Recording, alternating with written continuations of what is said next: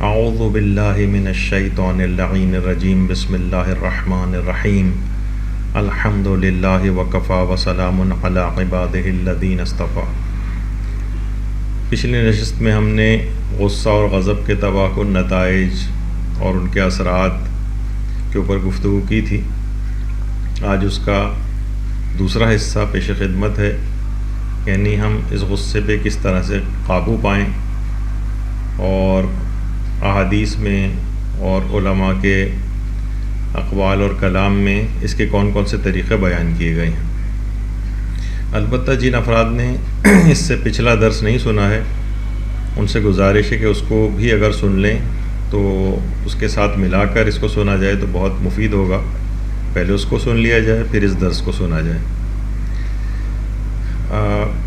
دیکھیے، پیغمبر اکرم ختمی مرتبت صلی اللہ علیہ وآلہ وسلم یہ ارشاد فرماتے ہیں کہ غصہ شیطان کا ایک شرارہ ہے جو اندر سے سلگتا ہے۔ یہ اندر سے سلگتا ہے۔ پیغمبر فرماتے ہیں کہ جان لو کہ غصہ ایک آگ ہے جو بنی آدم کے دل میں لگ جاتی ہے۔ کیا تم نہیں دیکھتے ہو کہ جب غصہ آتا ہے تو آنکھیں سرخ ہو جاتی ہیں، رگیں گردن کی پھول جاتی ہیں، شیطان اس کے اندر داخل ہو جاتا ہے۔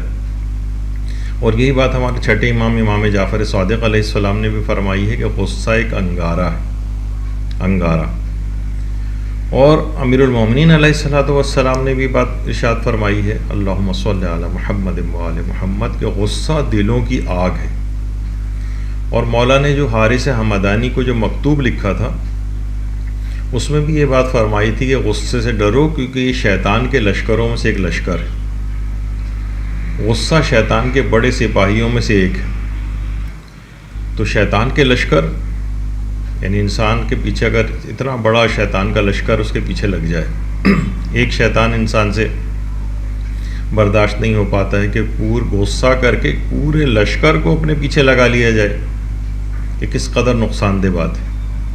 اور یہی وجہ ہے کہ حضرت امیر المومنین علیہ السلام فرماتے ہیں کہ غصہ ایک قسم کی دیوانگی ہے، اور غصہ کرنے والا بعد میں پشیمان ضرور ہوتا ہے، اور اگر وہ پشیمان نہیں ہو رہا ہے تو یہ بات سمجھ جاؤ کہ اس کی دیوانگی پختہ ہے۔ دوسرے کے اوپر اگر ڈال رہا ہے، وہ خود غصہ کر رہا ہے، غلطی دوسرے کے اوپر یا اس کی نشاندہی کر رہا ہے، تو اس کو پچھتانا چاہیے اس کے اوپر۔ اگر وہ پچھتاوا اس کے ساتھ نہیں ہے تو گویا اس کی دیوانگی پوری پختہ ہو چکی ہے۔ تو بلکہ روایت میں یہ بات بھی آئی ہے کہ جس پر غصہ غالب آ جائے اس کا شمار جانوروں میں ہوتا ہے، جانوروں میں، یعنی اس کی ابتدا دیوانگی ہے اور انتہائی پشیمانی ہے۔ دیکھیے، کہا جاتا ہے بچوں کے ایسی کوئز پروگراموں میں بھی ایک سوال پوچھا جاتا ہے کہ وہ کون سی حرام چیز ہے کہ جس کا پینا مستحب ہے۔ تو کہا جاتا ہے کہ غصہ وہ واحد چیز ہے، وہ واحد حرام چیز ہے کہ جس کا پینا مستحب ہے، یعنی ثواب رکھتا ہے انسان اپنے غصے کے اوپر ضبط کرے۔ غصے کے بہت ہی خطرناک جو نقصانات ہیں، جسمانی نقصانات کا تو ہم نے پچھلی نشست میں تذکرہ کر دیا تھا، اور اس کے اندر ضرور اس کو سنا جائے۔ پچھلی نشست میں بیان ہو گئی تھی یہ بات کہ یعنی ہلاکت کا سبب، یعنی دنیاوی ہلاکت کا سبب بھی بن سکتا ہے اور اخروی ہلاکت کا سبب بھی بن سکتا ہے غصہ۔ سب سے اہم نقصان یہ ہے کہ اس سے کینہ اور دشمنی کی پرورش ہوتی،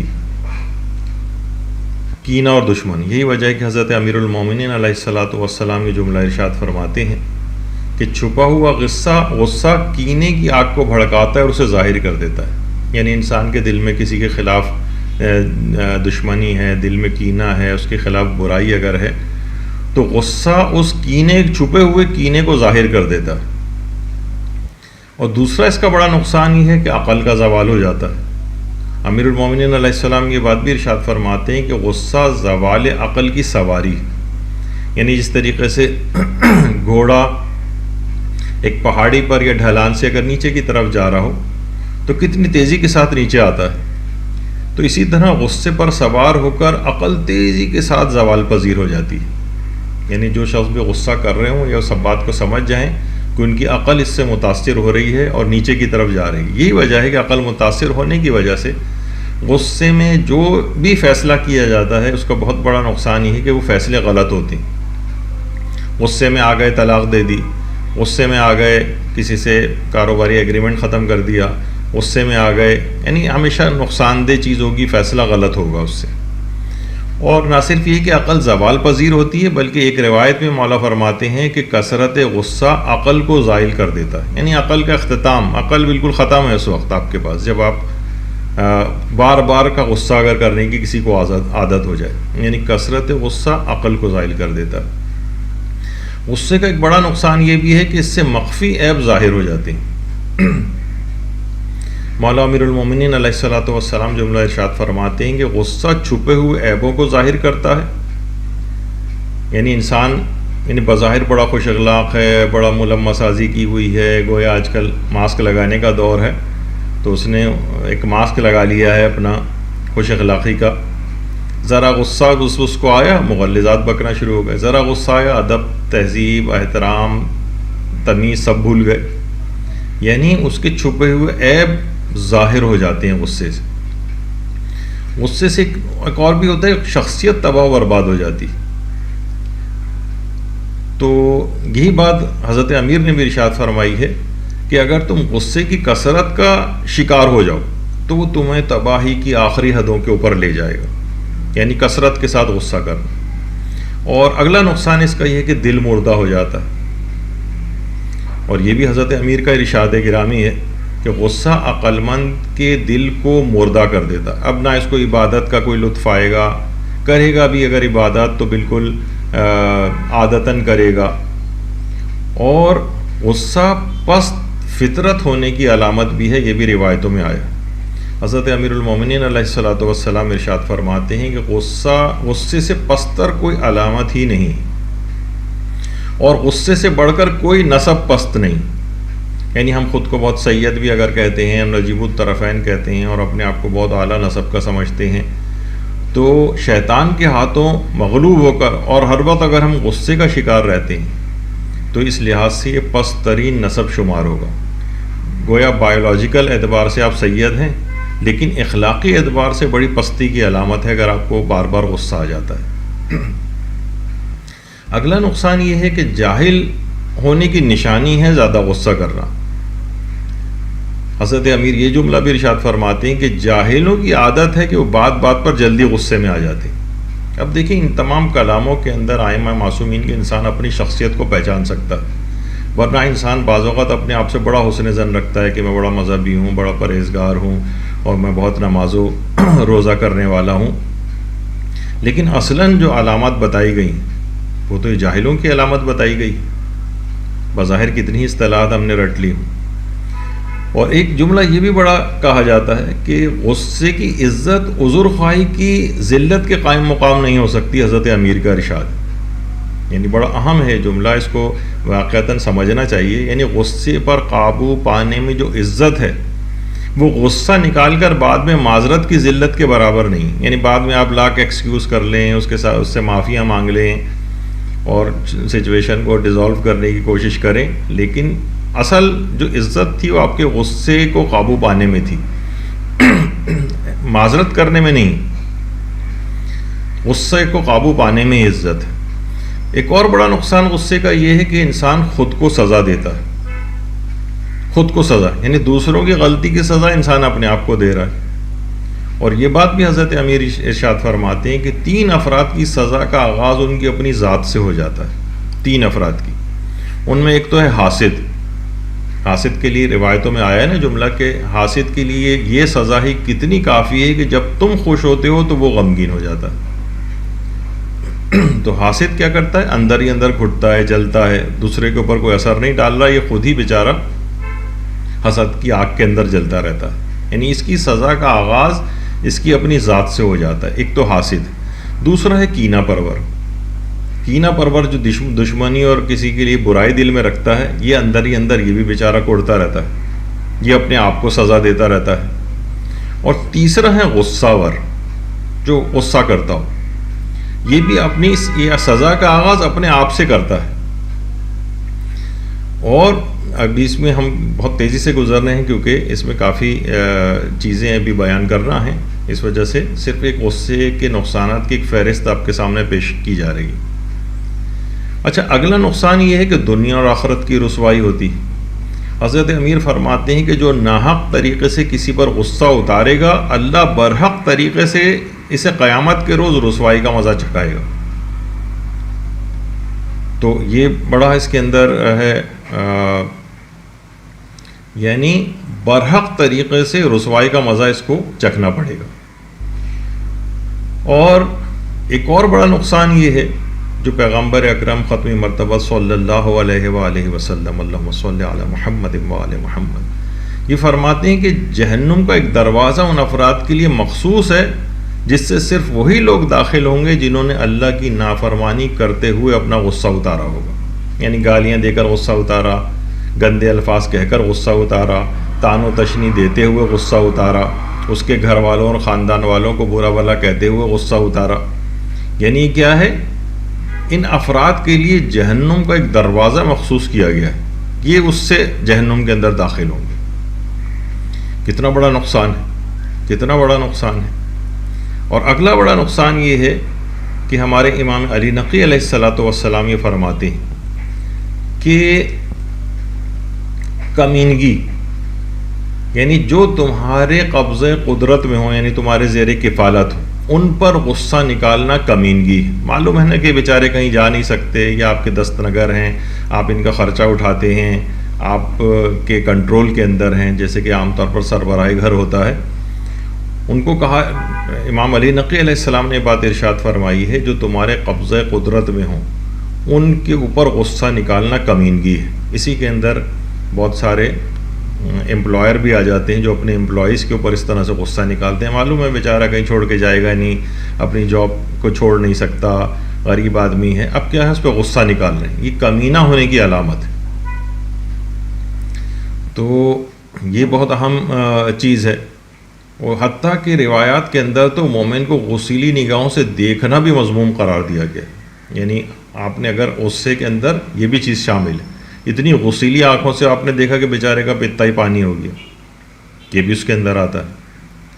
اچھا، غصے کے اندر ایک چیز یہ کہ غصے میں عقل کا جو امتحان ہوتا ہے، اس میں انسان ناکام ہو جاتا ہے۔ بحار الانوار میں ہمارے دوسرے امام حسن علیہ الصلاۃ والسلام کی ایک روایت ہے کہ کسی شخص کی حقیقی رائے کا پتہ غصے کے وقت چلتا، یعنی اگر غصہ ضبط کرے تو یہ اپنی رائے یا جو کوئی چیز بیان کرنا چاہے گا وہ عاقلانہ ہوگی، لیکن اگر ایسا نہیں ہے اور یہ تو اس کا مطلب یہ ہے کہ عقل کے امتحان کے اندر یہ شخص فیل ہو رہا ہے۔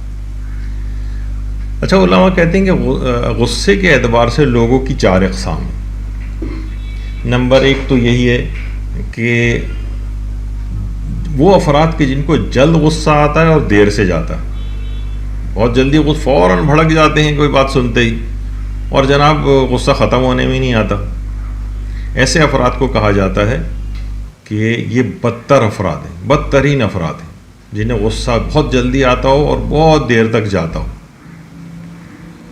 اور یہ بھی روایات کے اندر یہ چیز آئی ہے کہ وہ دوزخی ہے جو غصہ کرے اور کبھی راضی نہ ہو۔ اس بیچارے وہ جا کے لوگ ان سے معافیاں مانگتے رہتی ہیں ہر وقت کہ حضور معاف کر دیجئے، لیکن ان کی ناراضگی ختم ہونے میں ہی نہیں آتی۔ یہ بدترین افراد قرار دیے گئے۔ دوسرا وہ افراد ہیں کہ جنہیں غصہ دیر سے آتا ہے لیکن جلد چلا جاتا ہے، یہ بہتر افراد ہیں۔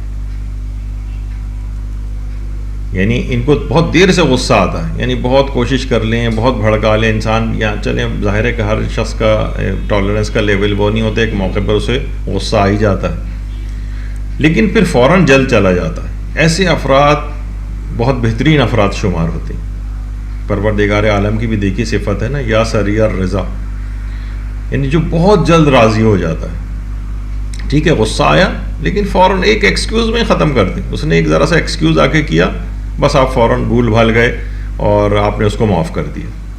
یہ دوسری قسم بنتی ہے لوگوں کی۔ تیسری قسم بنتی ہے کہ جنہیں غصہ دیر سے آتا ہے اور دیر سے ہی جاتا ہے، دیر سے آ رہا ہے اور دیر سے جا رہا ہے۔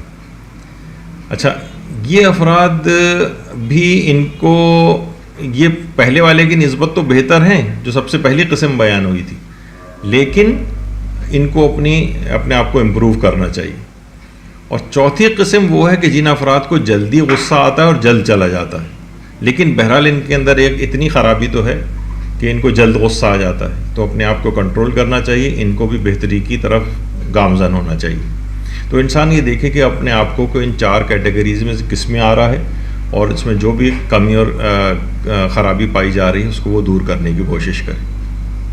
اچھا دیکھیے، جب بہت سے لوگ ہمیں برا کہتے ہیں، اچھا برا کہتے ہی ہمیں فوراً غصہ آ جاتا ہے، تو آپ سمجھ جائیں کہ آپ واقعی برے ہیں، اس کے پیچھے نہ پڑ جائیں کہ اس نے مجھے ایسا کیوں کہا۔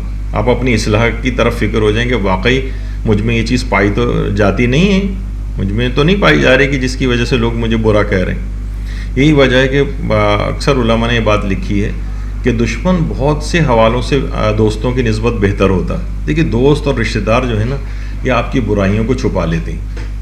دشمن کو پتہ چل جاتا ہے تو وہ اس کا اظہار کرتا ہے، تو برا نہیں مانیں، آپ واقعی غصہ نہ کریں اور اپنی اس برائی کے پیچھے لگ جائیں، کہیں مجھ میں واقعی تو نہیں پائی جاتی۔ دیکھیے بہت سے لوگ کہتے ہیں نا، جیسے مجھے یاد نہیں کہ پچھلی دفعہ میں نے یہ بات کہی تھی یا نہیں، کہ لوگ کہتے ہیں بھائی بڑا آدمی بننے کا ہمیں کوئی طریقہ بتا دیں۔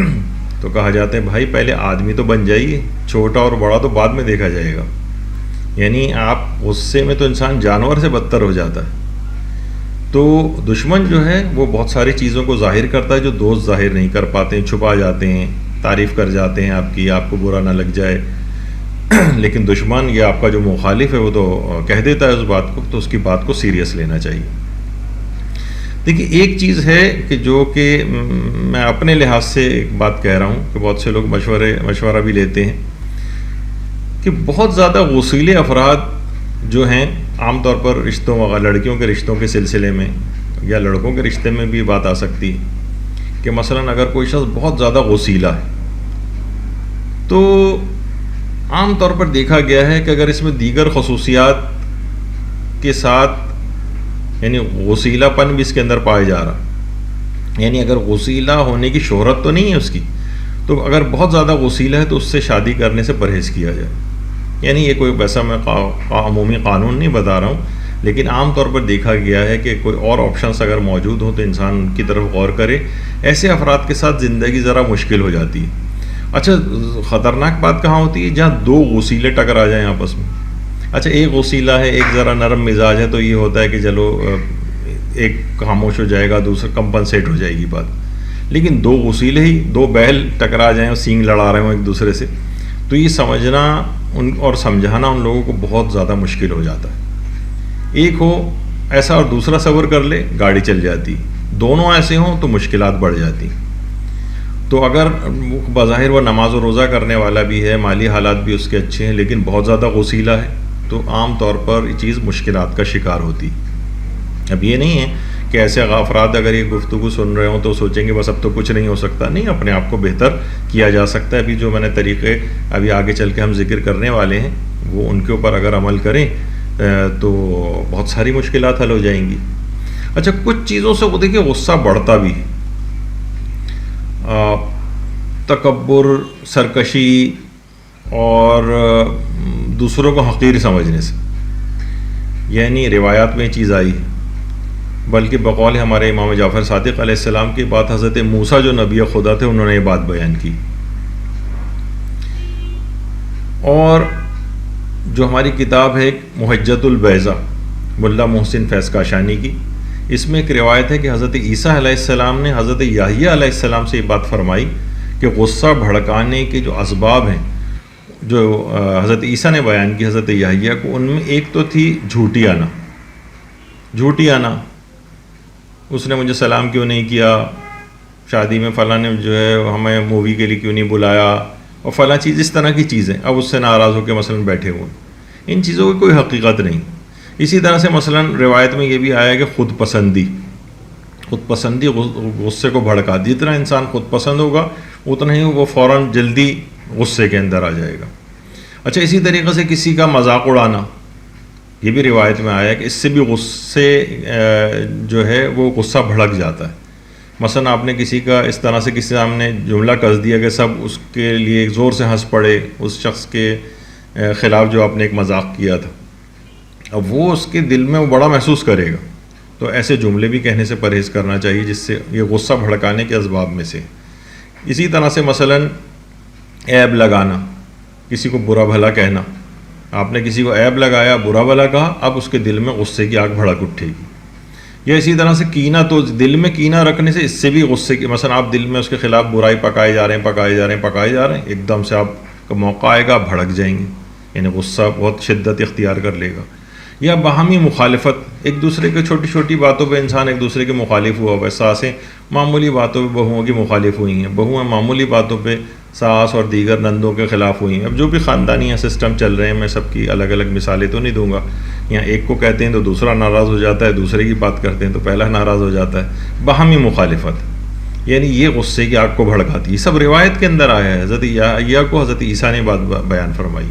اسی طرح سے فرماتے ہیں کہ فریب کاری، یہ بھی مثلا کسی کو دھوکہ آپ نے دیا، ایک دم سے انسان غصے کے اندر آ جائے گا، کوئی ایسی بات کہی جو فریب پر مبنی ہو. اور اسی طریقے سے یہ بھی نبی خدا نے بات ارشاد فرمائی کہ یہ فضول جاہ و مال پر شدت سے حرص کرنا. ایک تو ہے کہ جو مطلوب، اتنی جاہ اور مال تو مطلوب ہے جس سے زندگی گزاری جائے، لیکن اب انسان شدت کے ساتھ لالچی ہو جائے تو کیا ہوگا کہ جتنا اس کا لالچ بڑھے گا، یہ بھی آگے چل کر بھی بات آئے گی، اتنا ہی یعنی جتنی نفسانی والی خواہشات اس کی بڑھتی جائیں گی، اتنا ہی اس کے اندر غصے کی پرورش ہوتی جائے گی. ذرا سا اس کا مال ہاتھ سے نکلے گا ایک دم سے، یا جہاں میں ذرا سی کمی واقع ہوگی، اس کو غصہ آ جائے گا. یہ غصے کو بھڑکانے والی چیزوں میں سے. اس کے مقابلے میں اگر ہم غصے کے اوپر قابو پا لیں، غصے پر قابو پائیں. دیکھیے ابھی غصے کے نقصانات بھی بیان ہوئے، جسمانی نقصانات، روحانی نقصانات، غصے کو بھڑکانے کے اسباب. غصے پر اگر ہم قابو پائیں تو اس کے کیا فائدے ہم کو حاصل ہوں گے. ان تمام چیزوں کی اگر انسان کو معلومات ہو جائیں تو وہ پھر غصے کو اپنے خود بخود کنٹرول کرے گا. جیسے کہ انسان کو پتہ ہوتا ہے بھائی میں اگر نمک کھاؤں گا تو بلڈ پریشر میں میرے اضافہ ہو جائے گا، مجھے نقصان کرے گا. مٹھائی کھاؤں گا تو میری شوگر بڑھ جائے گی. تو یہ چیز پھر اس سے کیا ہوتا ہے، اس کے نقصانات سے واقف ہو جاتا ہے تو وہ پرہیز کرتا ہے. تو اسی وجہ سے یہ چیزیں بھی بیان ہو رہی ہیں کہ انسان ان چیزوں سے پرہیز کرے. تو غصے پر قابو پانے کے جو فائدے ہیں، دیکھیے بہت زیادہ روایات کے اندر ایسے افراد کی تعریف آئی ہے جو غصے پر اپنے قابو پا لیتے ہیں، اور روایات میں ان کو قوی ترین انسان کہا گیا ہے. یہاں عام طور پہ ہم الٹا سمجھتے ہیں کہ جو بہت زیادہ غصہ کرتا ہو وہ بڑا طاقتور ہے، بڑا اسٹرانگ دکھائی دے رہا ہے، دیکھیں فوراً کمزوروں کے اوپر جو ہے وہ غصے ہو رہا ہے. نہیں، غصہ اصلاً بے بسی کا ایک اظہار ہوتا ہے. یہ کمزور شخص ہے، یہ بے بسی کا اظہار کر رہا ہے. جو طاقتور ہوتا ہے اس کو اتنا زیادہ بھڑکنے کی ضرورت نہیں ہوتی. اور یہ وجہ کہ ہمارے پانچویں امام محمد باقر علیہ الصلوۃ والسلام یہ بات ارشاد فرماتے ہیں کہ غصے کو ٹال دینے سے بڑھ کر تو کوئی قدرت ہی نہیں. اور پیغمبر اکرم صلی اللہ علیہ وآلہ وسلم نے بھی یہ بات ارشاد فرمائی ہے کہ سب سے بڑا طاقتور وہ ہے جو اللہ کو یاد کر کے اپنے حلم اور بردباری سے اپنے غصے کے اوپر قابو پا لے. سب سے بڑا طاقتور کہا گیا.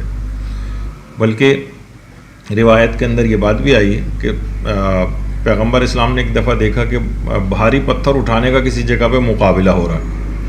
جیسے ہمارے یہاں ویٹ لفٹنگ وغیرہ کے مقابلے ہوتے ہیں، اس زمانے میں ظاہر اس طرح کے ویٹ نہیں ہوتے تھے، وہ بھاری پتھر اٹھانے کے مقابلے ہوتے تھے. تو پیغمبر اکرم نے یہ بات ارشاد فرمائی کہ سب سے زیادہ زبردست انسان وہ ہے اور طاقتور انسان وہ ہے جو اپنے غصے پر قابو پا لے، اور بردبار ترین انسان وہ ہے جو کسی پر قابو پانے کے بعد اسے معاف کر دے. یہاں پر قابو پانے کے بعد تو اس کو مزید گنے کی مشین میں ڈال کے اس کو بیچارے کو اس کا برا حال کر دیا جاتا ہے کہ بس آپ کے قابو آ گئے، اب تو خوب سنائیں گے اس کو.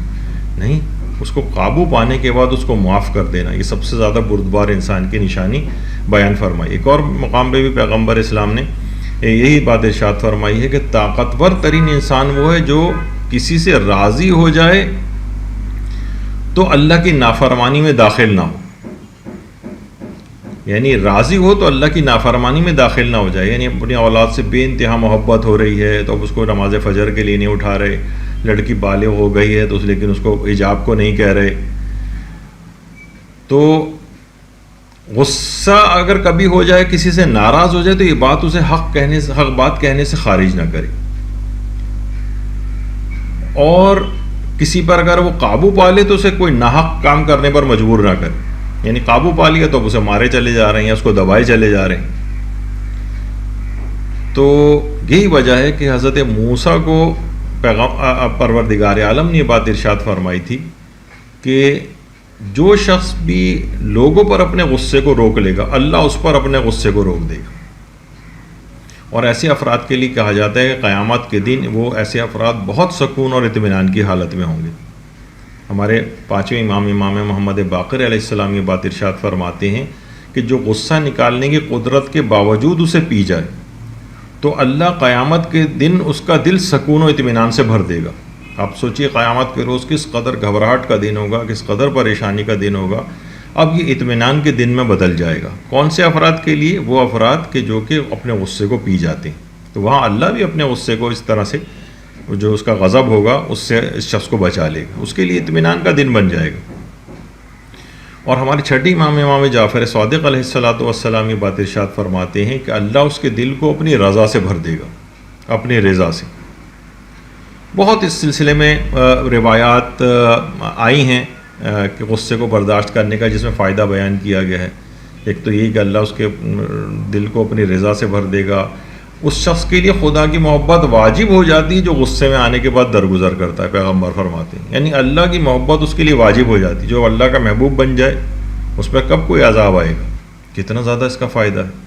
اسی طریقے سے ہمارے چوتھے امام زین العابدین علیہ السلام فرماتے ہیں کہ میرے لیے غصے کو پینے سے زیادہ میٹھا کوئی گھونٹ ہی نہیں, اور غصے پر قابو پانا میرے لیے سب سے میٹھی چیز ہے.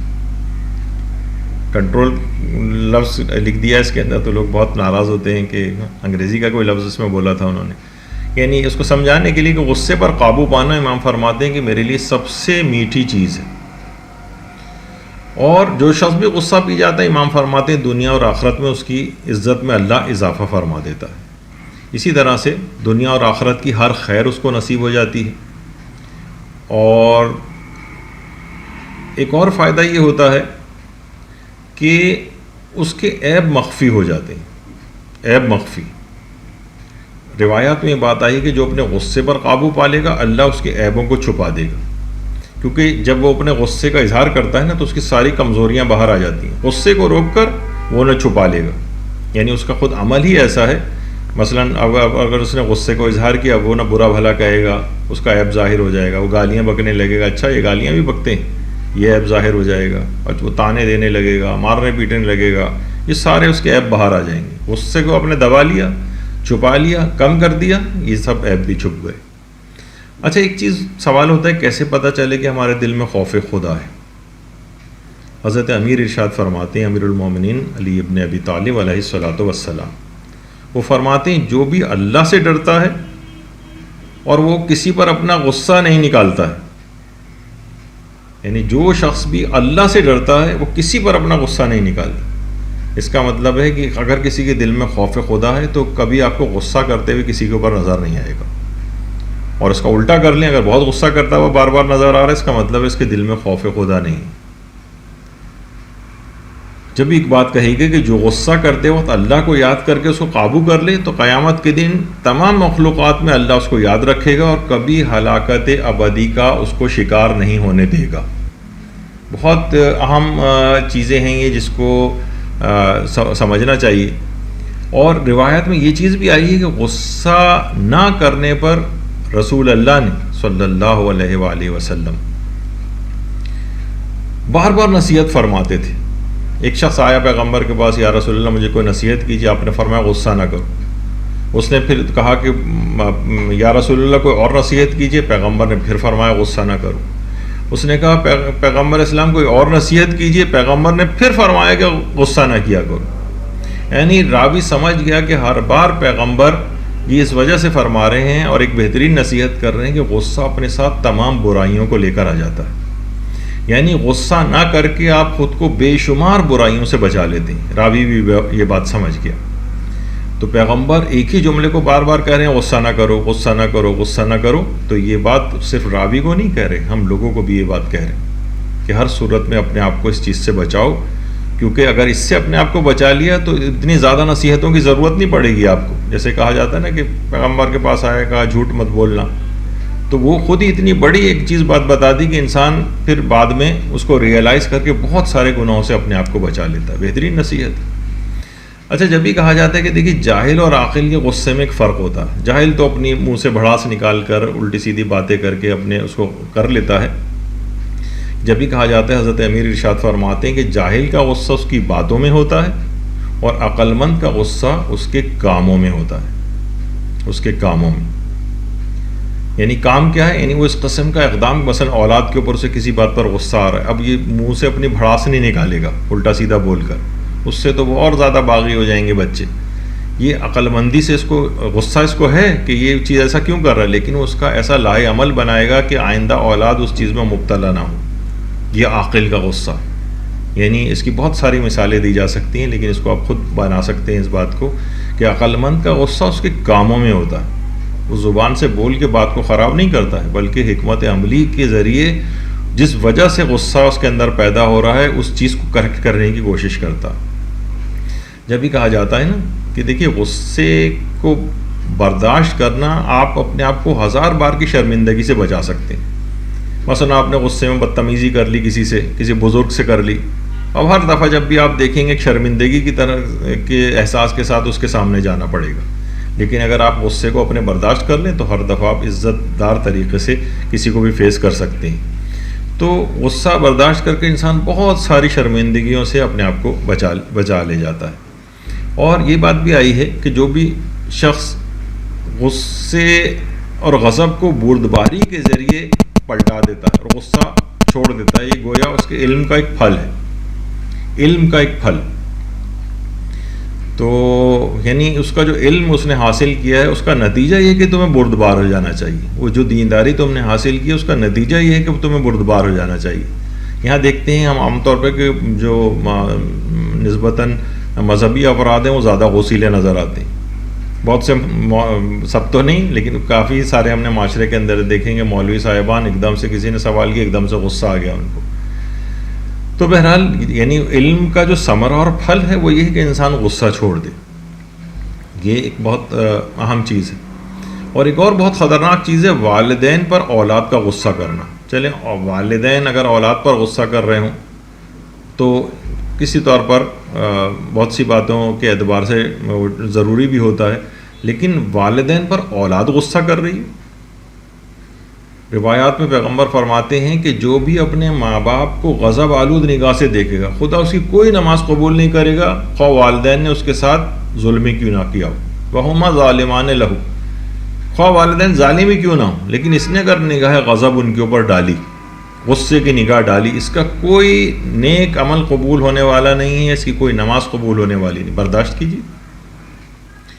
تو یہ جب بھی کہا جاتا ہے کہ غصہ جو ہے انسان کو تباہ و برباد کر دیتا ہے، یہ زندگی کو ایک غمزدہ اور رنجیدہ بنا دیتا ہے. روایات کے اندر یہ بات آئی. غصے سے کینہ پیدا ہوتا ہے، دوسروں کے دلوں سے وہ بات کبھی نکلتی ہی نہیں جو آپ غصے میں دوسروں کو کہہ دیتے ہیں. منہ سے غلط بات نکل گئی. بچے کیا ہوتے ہیں؟ باغی ہو جاتے ہیں، جوان باغی ہو جاتے ہیں. ان کو اس طور پر جانے ہی نہیں دینا چاہیے کہ وہ آپ سے بد کلامی کریں، آپ سے اس طور پر اپنے تعلقات کو لے جائیں کہ وہ بھی جواباً آپ پر چیخیں چلائیں یا آپ کو برا بھلا کہیں. کوشش یہی کرنی چاہیے کہ منہ سے ایسی بات نہ نکالیں جس سے وہ ان کے اندر بغاوت ہو جائے، برداشت کر جائیں. بہت ساری چیزیں ہیں، خود ان کی اپنی اولاد کی شقاوت کے اعتبار سے یعنی ان کی سعادت متاثر ہو جائے گی، اخروی دنیاوی اعتبار سے شقی ہو جائیں گے، آخرت کے اعتبار سے شقی ہو جائیں گے اگر والدین نے ان کے ساتھ نرم رویہ نہ رکھا. اچھا، اب آ جائیے کہ غصے کے کامیاب ترین علاج کون سے ہیں جو تجربہ شدہ ہیں، یعنی لوگوں نے اس کو ایکسپیرینس کیا ہے، بہت فائدے ہیں اٹھائے ہیں اس بات سے اور اپنے غصے کو کنٹرول کیا ہے، کم کیا ہے. دیکھیے اس سے پہلے کہ ہم علاج بیان کریں ایک بات دماغ میں رہے کہ غصے کو بالکل ختم نہیں کرنا ہے، کیونکہ بالکل ہی غصہ ختم ہو جائے تو مثلا یہ تو اتنا کام ہو جائے کہ بالکل انسان بے غیرت بن جائے. نہیں، غصے کو کنٹرول میں رکھنا ہے، عقل کو حاوی رکھنا ہے. جب بھی یہ بات کہی جاتی ہے کہ غصے کا ازالہ مقصود نہیں ہوتا ہے، غصے کا امالہ مقصود ہوتا ہے. یہ کیا چیز ہے؟ یعنی غصے کو ختم نہیں کرنا ہے، معدوم نہیں کرنا ہے، اس کا رخ موڑ دینا ہے. رخ موڑنا ہے. رخ کیسے موڑنا ہے؟ یعنی پہلے سے مومنین پر غصہ آتا تھا، مخلوق خدا پر غصہ آتا تھا، اب اپنے نفس پر آئے گا. اس کا رخ موڑ دیجیے. اپنے نفس پر غصہ کریں، اللہ کی نافرمانی دیکھ کر آپ کو غصہ آنا چاہیے، دشمنان خدا اور رسول و اہل بیت کو دیکھ کر غصہ آنا چاہیے، اپنے گناہوں کے اوپر غصہ آنا چاہیے۔ تو غصے کو بالکل ختم نہیں کرنا، کیونکہ مثلا اگر غصہ بالکل ہی ختم ہو گیا تو جہاں بہت ضروری ہو بلکہ واجب ہو وہاں پہ بھی شخص بالکل ٹھنڈا رہے گا اور غصہ نہیں کرے گا، جو کہ غلط ہے۔ اپنی جان کو بچانا ہے، اپنے مال محترم کو بچانا ہے، اپنی اولاد کو بچانا ہے، اپنی ناموس کو بچانا ہے، اپنے وطن کو بچانا ہے، اپنے دین کا دفاع کرنا ہے، یہ سب بھی دفاع نہیں کر سکے گا اگر غصہ بالکل ختم ہو گیا، بغیرت بن جائے گا۔ تو کیا ہے، آپ کو ازالہ مقصود نہیں، امالہ مقصود ہے، اس کا رخ موڑنا مقصود ہے۔ علاج کیا ہے غصے کے کامیاب؟ دیکھیے، پہلا ایک بہت ہی اہم چیز یہ ہے کہ ہمیشہ انسان رد عمل کرنے میں تاخیر سے کام لے۔ یہاں ہمارے یہاں بڑا یہ مسئلہ ہوتا ہے کہ فوراً بھڑک جاتے ہیں، جس بات پہ غصہ آیا فوراً ریئیکٹ کر دیا، جیسے میٹر شارٹ ہو گیا، دماغ گھوم گیا۔ ایک تحقیق کے مطابق دیکھیے، جب بھی غصہ انسان کو آتا ہے تو اس کا دورانیہ فقط 12 منٹ تک ہوتا ہے۔ جب غصہ آنا شروع ہو تو سمجھ جائیں کہ کیفیت میری 12 منٹ سے زیادہ نہیں رہے گی۔ اس دوران رد عمل کو تاخیر میں ڈالیں، کچھ اعمال کر لیں جو بھی میں آگے چل کر ذکر کروں گا، لیکن فوراً ریئیکٹ نہ کریں، عقل کو استعمال کریں۔ جب ایک بات صحیح طور پر علم میں آ گئی ہے کہ بھئی 12 منٹ تک میں اگر تاخیر کر دوں تو کیوں فوراً ریئیکٹ کر کے عمل کیوں نہیں کریں اس بات پہ؟ فوراً دماغ میں لے کر آئیں کہ مجھ میں جو غصہ اندر پیدا ہو رہا ہے زیادہ دیر نہیں رہے گا، تو یقین جانیے کہ ایک یقینی طوفان کو آپ ٹال دیں گے۔ سونامی کی وارننگ گویا جاری ہو گئی لیکن سونامی آئے گا نہیں۔ جواب دینے میں ڈیلے کریں، آج نہیں میں کل ڈانٹوں گا، بیوی پر آج ناراضگی کا اظہار نہیں کروں گا، کل کروں گا، ابھی کچھ نہیں ہوگا۔ اور اگر اگلے دن یا آپ نے تاخیر کر دی اس کے رد عمل میں تو یہ آپ یقین کیجئے غصہ 100 سے 5%، 10% تک رہ جائے گا، اس کی انٹینسٹی بہت کم ہوگی، یہ ویسا نقصان نہیں دے گا کہ جتنا جو فوری ریئیکشن دینے سے نقصان ہوتا ہے۔ عقل کو اپنے غالب رکھیے اور رد عمل میں تاخیر سے کام لیں، ابھی نہیں کل، کچھ دیر بعد، کوئی ایک مناسب وقت اس طرف لے جائیے۔ آپ اپنی زندگی میں، وہی میں نے جیسے پہلے کہا کہ آپ اپنی زندگی میں بہت سارے طوفانوں کو ٹال دیں گے۔ تو یہ پہلی چیز تھی، رد عمل میں تاخیر سے کام لیں۔ 12 منٹ تک تو کم سے کم تاخیر کریں، اور اس کے بعد بھی کہیں گے ٹھیک ہے میں دیکھوں گا بعد میں۔ دوسری چیز یہ ہے کہ انسان خاموشی اختیار کرے۔ دوسرا خواہ گرم ہو رہا ہو، غصے ہو رہا ہو، آپ خود کو ٹھنڈا رکھیں، خاموش رہیں بالکل۔ اور جب بھی روایت میں بھی حضرت امیر المومنین علیہ السلام نے بات ارشاد فرمائی ہے کہ غصے کا علاج خاموشی کے ذریعے کرو۔ سوچ کے رکھیں، مثلا خاتون سوچیں کہ میں منہ نہیں کھولوں گی اپنا، میں خاموش رہوں گی، تو جیسے میں نے کہا کہ یقین جانی کہ زندگی میں آنے والے نہ جانے کتنے طوفانوں کا رخ آپ موڑ دیں گے۔ ایک چپ 100 سکھ، شکست دے دیں گے آپ۔ اور اگر آپ نے یہ خاموشی اختیار کی، یقین جانیے کہ 90 سے 95% یا شاید 99% طلاقیں معاشرے سے ختم ہو جائیں گی۔ یہ جو ترکی بترکی دونوں طرف سے جو چیز چلتی ہے نا، یہ بہت خرابی کی طرف جاتی، طلاقوں کی طرف لے جاتی۔ خاموشی اختیار کریں، معلوم ہے ابھی میں آگے چل کے اس کا بتاؤں گا کہ آپ دوسرا اگر اس طرح سے کر رہا ہو تو آپ کو کیا ایک ریئیکشن دینا چاہیے۔ تو ایک کہاوت بھی ہے نا، جو غصے کی حالت میں 1 منٹ کی خاموشی اختیار کرتا ہے، فقط 1 منٹ کی، وہ دن بھر کی اذیت سے محفوظ ہو جاتا ہے۔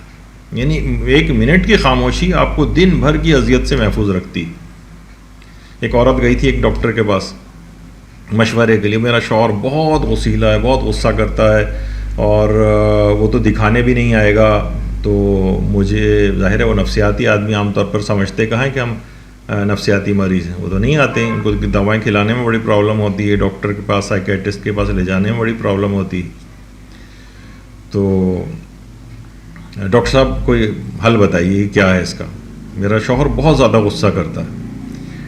ڈاکٹر صاحب نے کہا اس کا تو بہت آسان حل ہے، اور زیادہ وقت بھی نہیں لگے گا اور مسئلہ حل ہو جائے گا آپ کا۔ اور شاید یہ آپ کو ٹوٹکا لگے، لیکن یہ ٹوٹکا ہے نہیں، یہ بہت مفید ہے۔ اور وہ طریقہ یہ کہ جب بھی آپ کا شوہر غصہ کرے، آپ اپنے منہ میں ایک گھونٹ پانی بھر لیں، لیکن خبردار حلق سے نیچے نہ اترے جب تک کہ شوہر کا غصہ ختم نہ ہو جائے یا وہ خاموش نہ ہو جائے۔ آپ بس گھونٹ آپ اپنے منہ میں لے کر رکھیں اور حلق سے نیچے نہ اتاریں۔ ایک ہفتے بعد وہ خاتون آئیں تو بڑی خوش آئیں، ڈاکٹر صاحب نے تو بہترین نسخہ بتایا مجھے، لیکن یہ بتائیے کہ اس کا شوہر پر کیسے اثر ہوا؟ تو دیکھیے بات وہی تھی کہ اصل میں غصے کا جواب غصہ دینے سے بڑھتا ہے غصہ۔ ڈاکٹر نے کہا اصل میں مجھے آپ کا منہ بند کروانا تھا، آپ نے اپنا منہ وہ بند رکھا، منہ میں پانی بھر لیا، تو شوہر تھوڑی دیر بعد چند جملے کہہ کے اس کے بعد خاموش ہو گیا۔ تو کیا ہوا کہ وہ تکرار آگے نہیں بڑھی، اس کا غصہ بھی آگے نہیں بڑھا۔ بار بار کہ ایک دوسرے کو لفظی طور پر شکست دینے میں یہ اس قسم کی چیزیں ہوتی کہ غصہ بڑھتا چلا جاتا۔ دونوں میں سے ایک بھی اگر سمجھدار آدمی ہے، دونوں ہی ناسمجھ ہیں تو ان کو اپنی سمجھ میں اضافہ کرنا چاہیے، اور ایک بھی اگر اپنے آپ کو سمجھدار اور عقل مند سمجھ رہا ہے دونوں فریقوں میں سے جو آپس میں لڑ رہے ہیں، تو اس کی ذمہ داری بڑھ جاتی ہے وہ خود خاموشی اختیار کرے۔ تو یہ سب چیزیں ایسی ہیں۔ اچھا بعض اوقات یہ بھی ہوتا ہے کہ شوہر و بیوی میں تو اکثر چیزیں بالکل الٹی بھی ہو جاتی ہیں نا۔ بیچارے ایک دفعہ ایک شوہر نے اسی طریقے پہ عمل کرنا شروع کر دیا، بیوی خوب غصے ہو رہی ہے، وہ جواب ہی نہیں دے رہا ہے، کوئی جواب نہیں دے رہا، بالکل خاموشی۔ تو بیوی بالآخر تنگ آ کر کہتی کہ تمہاری اسی گونگی بدماشی کی وجہ سے گھر جہنم کا نمونہ بنا ہوا ہے۔ تو بیچارہ اگر اتنی زیادہ خاموشی بھی اختیار کرے تب بھی وہ گونگا بدماش بن جاتا ہے گھر میں۔ تو اچھا بعض اوقات بیویاں اس طرح سے بھی کرتی ہیں، تو کیونکہ میں نے کہا نا کہ یہ بہت ساری سائنس جو ہے شوہر و بیوی کے اندر تقریباً تبدیل ہو جاتی ہے۔ شوہر غصے کر رہا تھا، بیوی بالکل خاموش ہو گئی، شوہر غصہ کرتا گیا، وہ بالکل خاموش، حتیٰ کہ خاموشی سے اٹھ کر بیوی جو ہے وہ باہر چلی گئی۔ اچھا اب جب وہ باہر گئی تو شوہر کا غصہ، ظاہر ہے کہ تھوڑی دیر کے اندر ہی شوہر کا غصہ ختم ہو گیا۔ بعد میں شوہر نے پوچھا کہ آخر تم نے کس طرح سے یعنی اپنے غصے کے اوپر قابو پایا ہے، کس طرح سے؟ تو اس نے کہا کہ میں نے اپنے غصے پہ اس طرح سے کنٹرول کیا کہ میں کمرے سے اٹھی اور میں باہر باتھ روم کی صفائی میں مصروف ہو گئی۔ شوہر نے کہا لیکن اس سے غصہ ختم ہونے کا کیا تعلق ہے؟ کہنے لگی میں نے باتھ روم کی صفائی میں آپ کو ٹوتھ برش استعمال کیا تھا۔ تو بعض اوقات اس قسم کی، خیر یہ تو لطیفہ والی باتیں اپنی جگہ پر ہیں، لیکن بہرحال یہ ایک تیر بہدف نسخہ ہے، تیر بہدف نسخہ ہے۔ کوئی یعنی کون سی قیامت آ جائے گی اگر آپ تھوڑی دیر کے لیے خاموشی اختیار کر لیں، بلکہ آپ قیامتوں کو ٹال سکتے ہیں خاموشی کے ذریعے۔ اور یہی وجہ ہے کہ حضرت امیر المومنین علیہ الصلوۃ والسلام فرماتے ہیں کہ غصے کا علاج خاموشی سے کرو اور خواہشات نفسانی کا علاج عقل سے کرو۔ غصے کا علاج خاموشی، خود روایت میں مولا نے وہ یہ چیز بتائی، اور یہ والی روایت جو ہے محجت البیضاء کے اندر بھی موجود ہے۔ اچھا دوسرا طریقہ یہ ہے کہ انسان ٹھنڈے پانی سے وضو کرے یا نہا لے، یعنی غسل کر لے، ٹھنڈے پانی سے وضو۔ اچھا آج کل تو کیونکہ سردیاں کافی ہو رہی ہیں، لوگ ویسے ہی سن کے سوچیں گے اس سے بہتر ہے غصہ ہی نہ کریں کہ ٹھنڈے پانی سے وضو کرنا پڑ رہا ہو اگر۔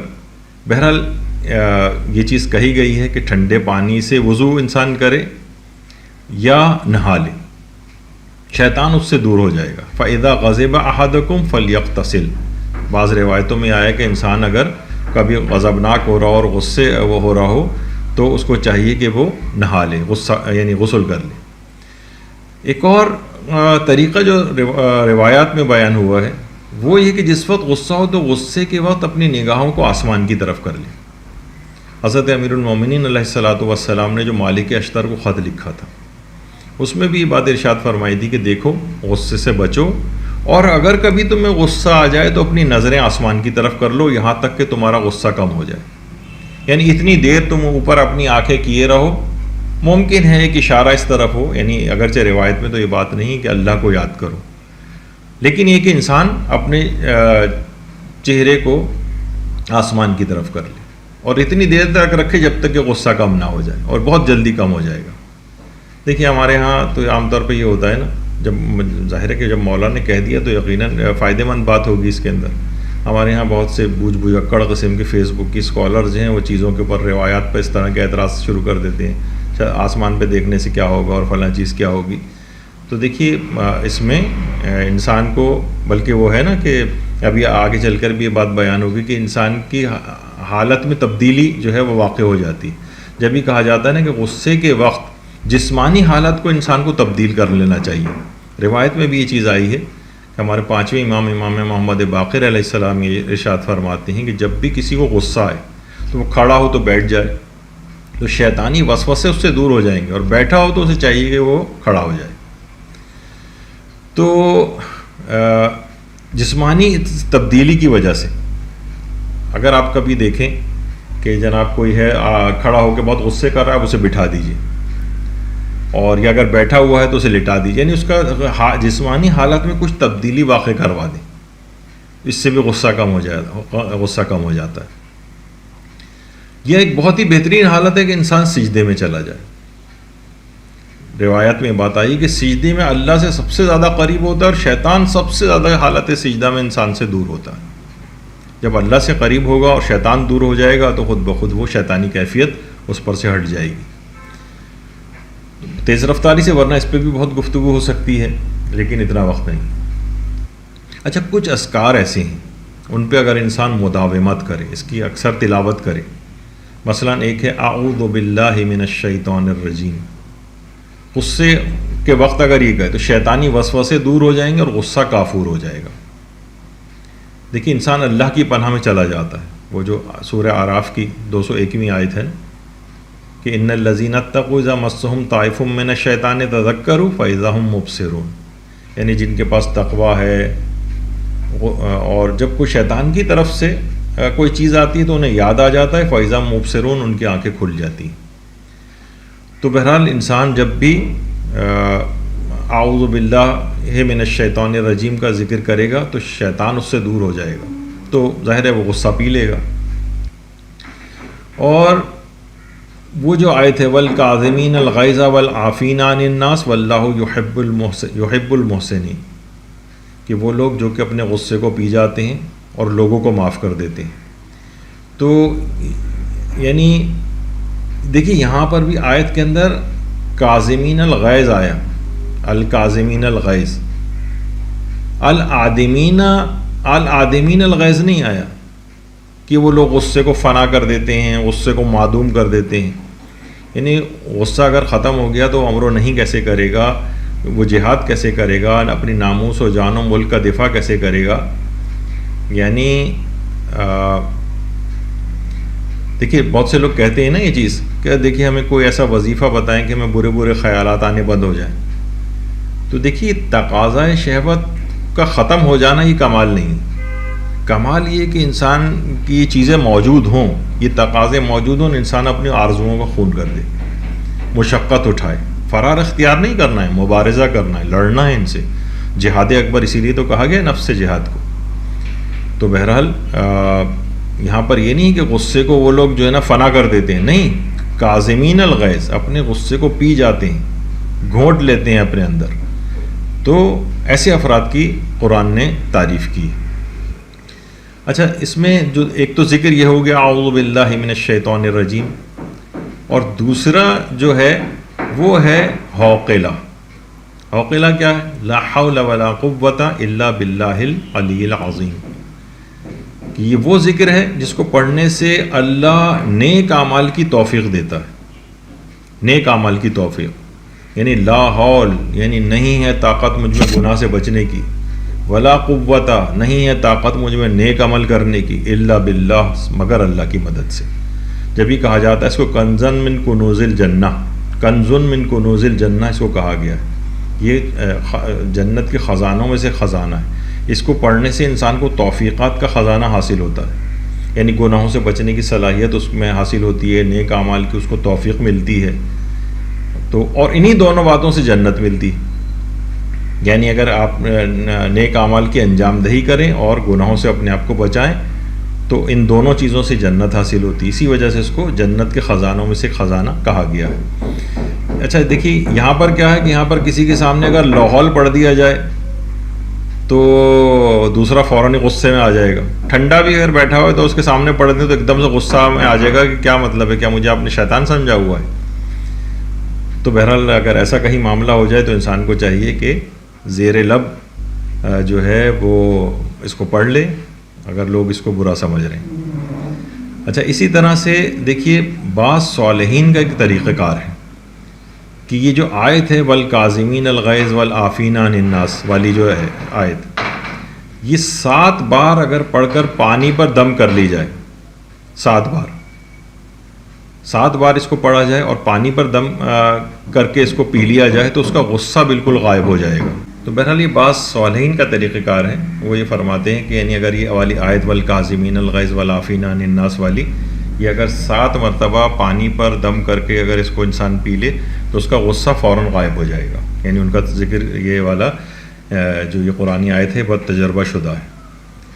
اسی طرح سے کہا جاتا ہے کہ ذکر یونسیہ لا الہ الا انت سبحانک انی کنت من الظالمین, یہ سجدے میں جا کر جس قدر بھی پڑھے گا اتنا ہی زیادہ فائدہ مند ہے اور غصے کو دور کرنے کے لیے. یعنی ابھی تو آپ نے سنا ہی تھا کہ سجدے میں جانے سے انسان کا غصہ جو ہے وہ دور ہو جاتا ہے. تو اگر یہ والی آیت ہی سجدے کے اندر جا کر پڑھ لے اور فائدہ مند ہوگا. اچھا, ابھی جو اس سے پہلے آیا جو جس میں ہم نے صرف حوقلہ یعنی صرف لا حول ولا قوت الا باللہ العلی العظیم بتائی تھی, اس میں اگر شروع میں اگر ما شاء اللہ ولا حول ولا قوت الا باللہ العلی العظیم یہ اگر پڑھ دیا جائے یعنی اس کے ساتھ شروع میں ما شاء اللہ لگا دیا جائے تو یہ ورد جو ہے اصلاً دل کو بہت زیادہ اعتدال کے اندر لے آتا ہے. دیکھیے غصہ اور جو غضب ہے نا ایک بے اعتدالی کی کیفیت تھی, اس سے دل اعتدال میں آ جاتا ہے. اور ایک اور غصے کا علاج آیت اللہ تقی بہجت نے فرمایا, ایک شخص نے آ کر پوچھا تھا کہ مجھے غصہ بہت آتا ہے کیا کروں, آپ نے فرمایا کامل عقیدے کے ساتھ زیادہ سے زیادہ درود پڑھا کرو تمہارا غصہ کم ہو جائے گا. یعنی روزانہ اگر 2-3 تسبیحیں انسان صرف درود کی پڑھے کامل اعتقاد کے ساتھ کہ اس کا مجھے یقیناً فائدہ ہوگا تو اس درود کی برکت سے خود بخود اس کا غصہ کم ہو جائے گا. وہ درود کے اندر خود یہ صلاحیت ہے, اللہم صلی علی محمد و آل محمد.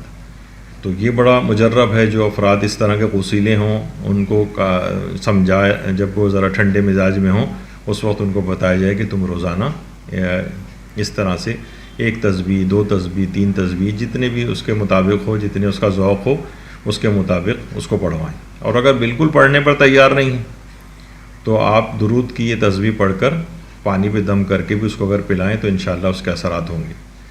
تو بہرحال اگر وہ خود پڑھے تو بہرحال اور زیادہ فائدہ مند ہے. اچھا, غصے اور غضب کی جو یہ بے اعتدالی کی جو کیفیت ہے اور جو غصہ اور غضب ہے یہ سورہ رعد کی آیت نمبر 28 سورہ رعد کی آیت نمبر 28 الذین آمنوا وتطمئن قلوبہم بذکر اللہ الا بذکر اللہ تطمئن القلوب, یعنی اللہ کے ذکر سے ہی دلوں کو اطمینان ملتا ہے. یہ والی جو آیت ہے مرزا احمد آشتیانی, یہ ہمارے ایک عالم گزرے ہیں مرزا احمد آشتیانی جو آپ کے سامنے ہیں, ان کی کتاب ہے ہدیہ احمدیہ. اس میں انہوں نے یہ بات لکھی کہ آیت اللہ سید محمد حسین طباطبائی یہ بات فرماتے تھے کہ انسان اگر اپنے سینے پر ہاتھ رکھ کر چند مرتبہ بیٹھ کر اور چند مرتبہ کھڑے ہو کر سورہ رعد کی آیت نمبر 28 کو پڑھے, یہی جو ابھی آپ کے سامنے تھی اللہ بذکر اللہ تطمئن القلوب والی, تو اس کا دل اعتدال کی حالت میں آ جائے گا اور غصے اور غضب کی حالت اس سے غائب ہو جائے گی. سورہ رعد کی آیت نمبر 28 چند مرتبہ اس آیت کو کھڑے ہو کر پڑھے اور چند مرتبہ بیٹھ کر پڑھے. اچھا, چند مرتبہ میں کتنی بار؟ یہی بات حجت الاسلام صحفی, اب تو ان کا انتقال ہو گیا, یہ فرماتے تھے کہ آیت اللہ محمد حسین طباطبائی نے ہمیں یہ بات بتائی تھی کہ 3 یا 4 مرتبہ بیٹھ کر اس سورہ رعد کی آیت نمبر 28 کو پڑھا جائے اور 3 یا 4 مرتبہ کھڑے ہو کر اس آیت کو پڑھے. وہ فرماتے ہیں کہ مجھے اس کی ترتیب تو یاد نہیں رہی کہ پہلے بیٹھنا ہے بعد میں کھڑے ہو کر پڑھنا ہے یا پہلے کھڑے ہونا ہے پھر بعد میں بیٹھ کے پڑھنا ہے, لیکن دونوں طرح کسی بھی طرح سے بہرحال انسان پڑھے سورہ رعد کی آیت نمبر 28 3 یا 4 دفعہ ہی پڑھ لے 4 دفعہ کھڑے ہو کر اور 4 دفعہ بیٹھ کر. تو اس کی وہ فوراً وہ جو ایک نفسیاتی طور پر جو ایک ہیجان تھا اس کے اندر، اور غصے اور غضب کے اندر وہ شخص آیا ہوا تھا، یا اضطراب اس کے اندر موجود تھا، تو یہ آیت اس طرح سے اس کے دل کو تقویت پہنچائے گی اور اطمینان اس کے دل میں پیدا کر دے گی کہ اس کا غصہ کافور ہو جائے گا. بڑی اہم بات ہے. اور یہ جو حالت اضطراب ہوتی ہے جس میں انسان کو غصہ آتا ہے، بعض علماء یہ بھی فرماتے ہیں کہ اگر سورہ احقاف جو ہے اس پہ اگر انسان مداومت اس طور پہ کرے کہ ہر جمعے کو سورہ احقاف پڑھ لے، ہر جمعے کو، تو ہر جمعے کو اگر سورہ احقاف پڑھے گا تو اس سے بھی اس کی اضطرابی کیفیت ختم ہو جائے گی، اور یہ جو غصے کے اندر یہ شخص جو ہے وہ بار بار غیظ و غضب کی حالت میں آ جاتا ہے، یہ کیفیت اس سے دور ہو جائے گی. اسی طرح سے سورہ قدر کے متعلق بھی علماء یہ بات فرماتے ہیں، اور اسی طرح سے سورہ والعصر کے متعلق بھی یہ بات فرماتے ہیں، اور آیت الکرسی سے بھی حالت اضطراب، غصہ، پریشانی وغیرہ یہ سب دور ہو جاتی ہے. اچھا، اب اذکار کیونکہ ہم بیان کر رہے تھے، تو ان اذکار کے اندر ایک اور اہم ترین جو ذکر ہے وہ ہے استغفر اللہ ربی و اتوب الیہ والا. استغفر اللہ ربی و اتوب الیہ کثرت کے ساتھ پڑھیں، اس سے بھی غصہ کم ہوتا ہے. بہترین ذکر ہے، مستقل ایک عبادت بھی ہے. استغفار بذات خود بھی ایک عبادت ہے، اس کا براہ راست گناہوں سے بھی تعلق نہیں. یہ وجہ ہے کہ پیغمبر اسلام اور دیگر ائمہ اطہار علیہم السلام، اللہم صلی علی محمد و آل محمد، وہ کثرت سے جو استغفار کرتے تھے. تو معاذ اللہ تو معصوم تھے، یعنی معاذ اللہ کسی گناہ کے اندر تو کبھی سوچا بھی نہیں جا سکتا ان کے متعلق، لیکن خود استغفار بذات خود بھی ایک عبادت ہے. تو یہ انسان اگر کثرت سے پڑھے تو اس کا غصہ کم ہو جاتا ہے. اچھا، خوش اخلاق، دیکھیے خوش اخلاقی سے تو دور ہو جاتا ہے نا انسان اس وقت جس وقت وہ غصے کی حالت میں ہوتا ہے. خوش اخلاق اگر ہو گیا تو وہ غصہ نہیں کرے گا. ایک کتاب ہے کنوز الاسرار کے نام سے، کنوز الاسرار الخفیہ. اس میں یہ بات ہے اس کی پہلی جلد میں کہ 40 روز تک اگر 365 دفعہ ایک دعا پڑھیں، یا حمید و تحمد بالحمد والحمد فی حمد حمد کا، یا حمید و تحمد بالحمد والحمد فی حمد حمدہ کا، یا حمید. اس اگر دعا کو جس کے اندر اللہ کا ایک نام یا حمیدو بھی آ رہا، اگر 40 روز تک 365 دفعہ اس کو پڑھے تو اللہ اس کے اخلاق کو اچھا بنا دے گا. غصہ سب دور ہو جائے گا اس سے. 40 روز تک 365 مرتبہ روزانہ اس کو پڑھے. تو اس میں شروع بھی اللہ کے نام سے یا حمیدو سے ہو رہی ہے، اختتام بھی اس کا یا حمیدو پر ہو رہا ہے، اور اس میں بہت زیادہ خدا کی حمد بیان کی گئی ہے. تو اس کو 365 دفعہ 40 روز تک روزانہ اگر اس کو پڑھیں، اور اتنی زیادہ وقت بھی نہیں لگے گا. اگلا ایک جو نسخہ، جو بڑا کامیاب نسخہ ہے غصے پر قابو پانے کے لیے، کہ غسیلے کے کان میں اذان و اقامت دی جائے. اب یہ نہیں کہ کان کے اندر منہ گھسا دیا جائے، اس کو سے اور غصے میں اضافہ ہو جائے گا اس کے. یعنی گھر میں اس طرح سے اذان کا جو وقت ہو اس میں خوش الحانی سے اذان دی جائے کہ غسیلے کی کان میں وہ آواز جائے. اچھا، یہ جو طریقہ ہے آیت اللہ مرشی نجفی فرماتے ہیں، آیت اللہ مرشی فرماتے ہیں کہ آیت اللہ مرزا جواد ملکی تبریزی، ان بہت بڑے عارف تھے. ان کے بعض شاگرد بڑے تند مزاج اور غسیلے تھے. اب ظاہر شاگردوں کی اخلاقی تربیت بھی کرتے تھے، تو انہوں نے ان شاگردوں کو یہ بات بتائی تھی کہ اگر تم 2 اعمال انجام دو، ان میں ایک تو یہی تھا اذان و اقامت، اس طرح سے کہ ان کے کان میں اذان و اقامت کی آواز جائے. وہ فرماتے تھے کہ یعنی عجیب تاثیر ہے اس کی.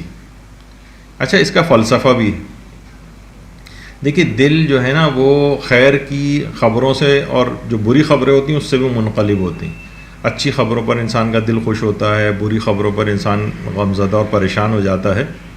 اچھا، اذان و اقامت کے الفاظ کیا ہیں؟ اس میں اللہ کی کبریائی کی خبر بیان کی گئی ہے، اللہ اکبر، اللہ کی وحدانیت بیان ہوتی ہے، پیغمبر اسلام کی رسالت بیان ہوتی ہے، امیر المومنین کی امامت، اس میں اس کا ذکر کرنا مستحب ہے اگرچہ جز نہیں ہے.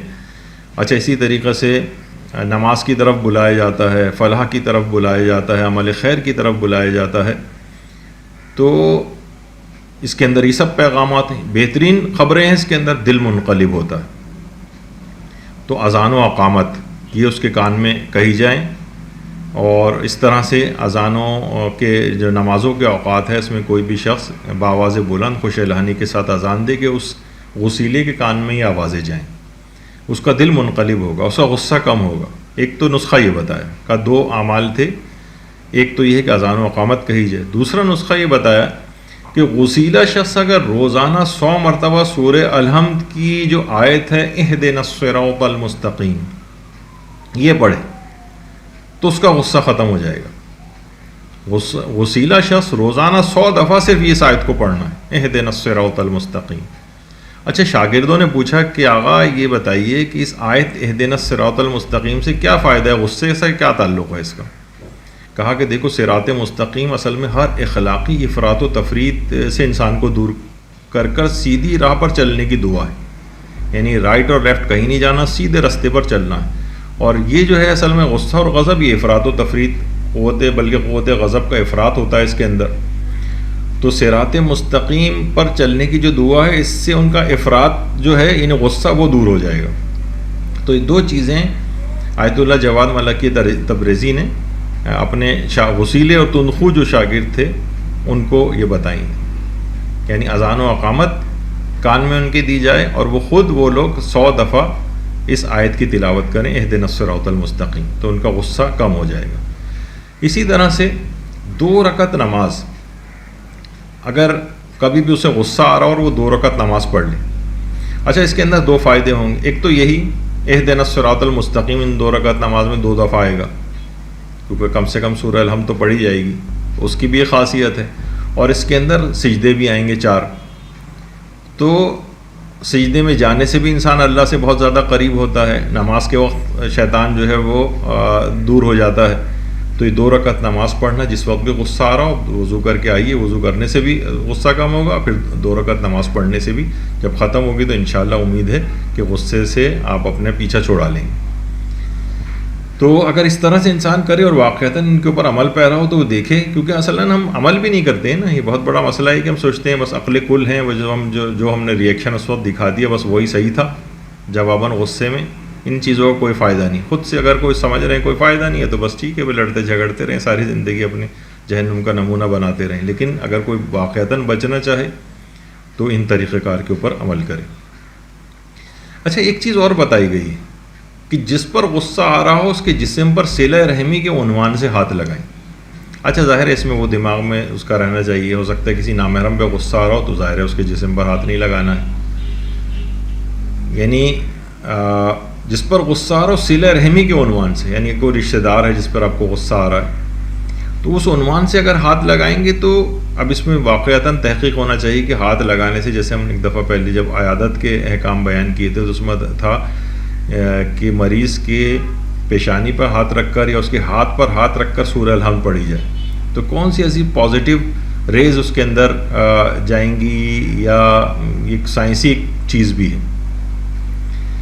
تو اور واقعی ہم دیکھتے ہیں کہ ہم صرف غم کی خبر سنتے ہیں اور ہم غمگین ہو جاتے ہیں، کسی کے جنازے میں جائیں تو آپ خود بخود آپ کی کیفیات بدل جاتی، چاہے وہ ہمارا اس سے کوئی رشتہ اور تعلق نہ بھی ہو، کوئی جذباتی وابستگی نہ بھی ہو، لیکن تب بھی تو جس پر غصہ آ رہا اس کے جسم پر صلہ رحمی کے عنوان سے ہاتھ لگانا، یعنی اس کے کندھے پر ہاتھ رکھ دیں، اس کے جسم پر ہاتھ رکھ دیں، اس کے قریب ہو جائیں، تو یہ آپ کا اپنا غصہ بھی اس سے کم ہو جائے گا، اور وہ اگر وہ غصہ کر رہا ہے اس کے پاس جا کے آپ نے ہاتھ رکھا تو آپ کا جسم اس کے جسم جس ہاتھ اس کے جسم پر لگنے سے اس کا بھی غصہ کم ہوگا، یہ ایک تجربہ شدہ چیز بھی ہے۔